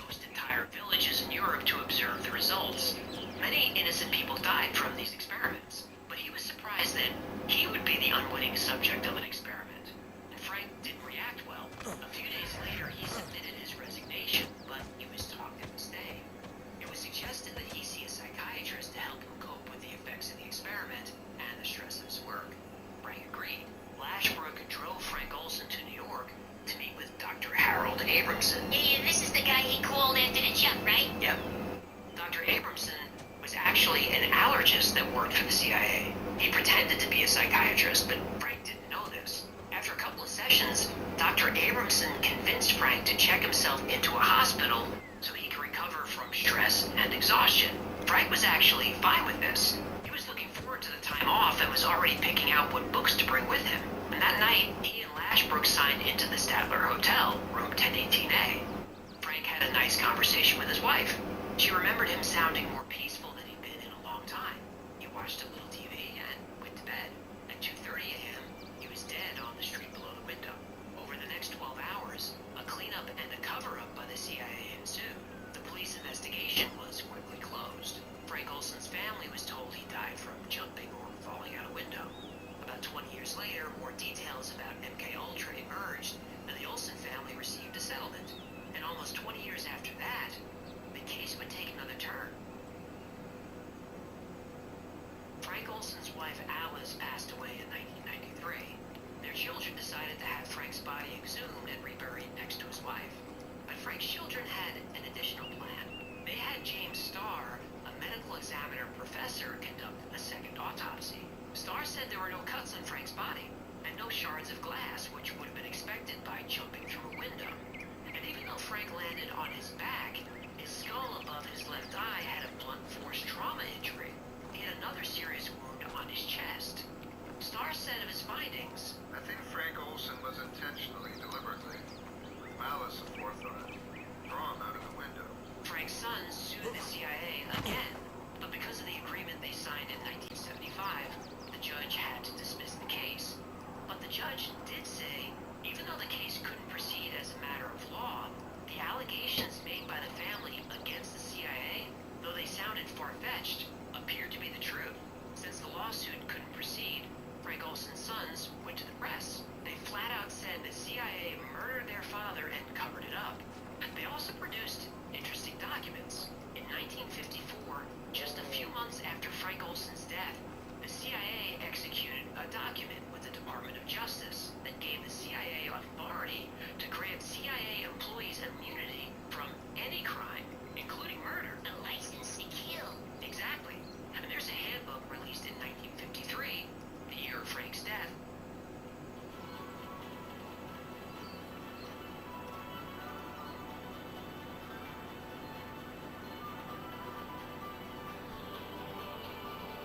There's a handbook released in 1953, the year of Frank's death, called the CIA Study of Assassination. It's fascinating, and I'll link it below. It describes that the best way to assassinate a target is to drop them from at least 75 feet onto a hard surface. The manual says when successfully executed, it causes little excitement and is only casually investigated. In fact, the Mossad, the Israeli intelligence organization, used Frank Olson's death as an example of a perfect murder due to the skill with which it was executed. Now, while there is still no official admission of guilt from the CIA, I think it's pretty obvious what happened. Frank Olson was one of only a few That thing is scientists who could familiar. confirm that the United States used chemical weapons in the Korean War. This is something that's still only alleged, but there's a lot of evidence it happened. Korean and Chinese soldiers were suddenly coming down with cases of cholera, meningitis, and even plague. It's possible Frank Olson was directly involved in deploying these illegal weapons. Frank Olson was one of only a dozen or so people on Earth who knew the extent of MKUltra and other secret and illegal CIA operations. Frank Olson was a man who committed, or at least was part of projects that committed atrocities around the world. But he was dealing with a moral crisis and started voicing his concerns. He even quit, but the CIA wouldn't allow it. When he was dosed with LSD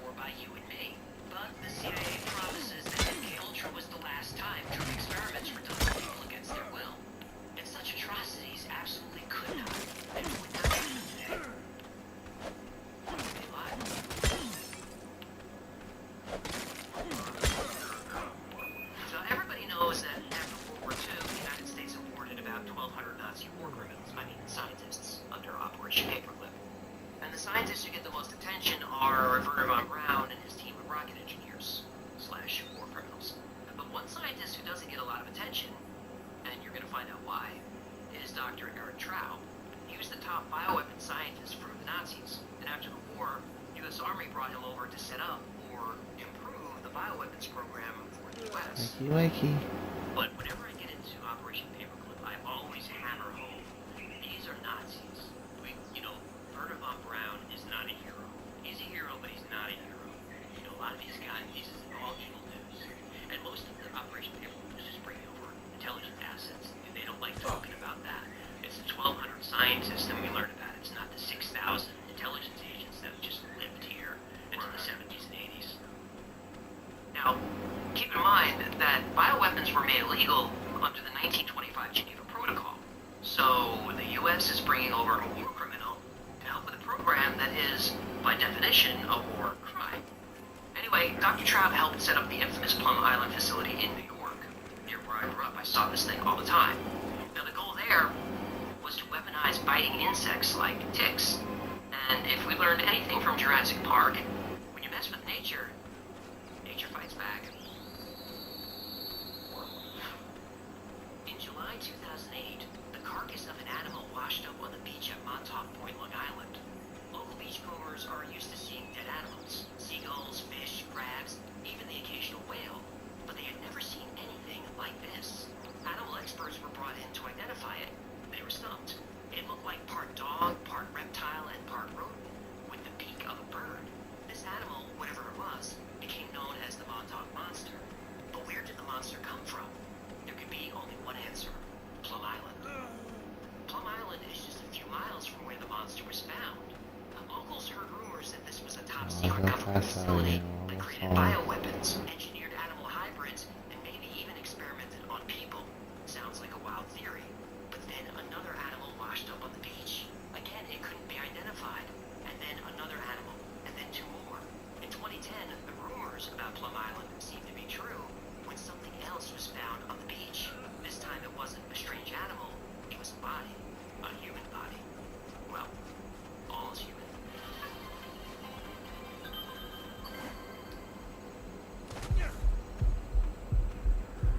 That hurt me. Less than 2 miles off the coast of Long Island and about 85 miles from New York City is a small island owned by the U.S. government and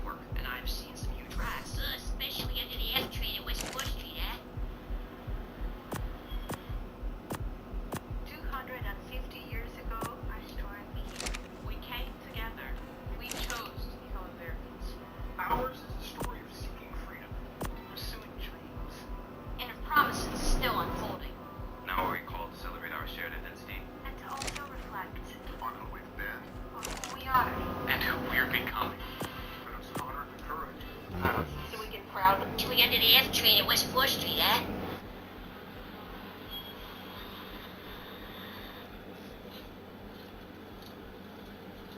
My goodness, that's a big old They rat. get big down there, but not this big.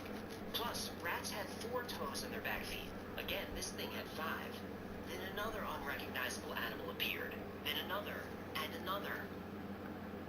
Plum Island is supposed to be a medical research facility, originally under the purview of the Department of Agriculture. But Plum Island is actually part of Homeland Security. Why? In 2008, an Al-Qaeda operative named Aifa Siddiqui was captured.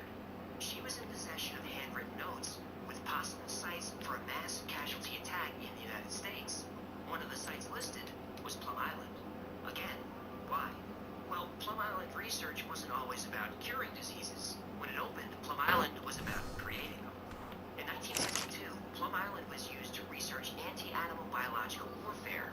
Specifically, it focused on weaponizing foot and mouth disease against enemy livestock to disrupt their food supply. But there's evidence that the bioweapons developed on Plum Island weren't only targeting animals, but targeting humans. In January 2010, a human body was found on Plum Island by a local security guard. It was described as a 6-foot-tall black male with no obvious signs of trauma. But there were a few strange details about this man. One is that his fingers were described as abnormally large. Some news agencies reported that his hands seemed mutated. But the scariest detail of all, his skull had 5 holes drilled into it, indicating... I think that's gonna be it for tonight. I'm plumb tired. I will talk at y'all tomorrow.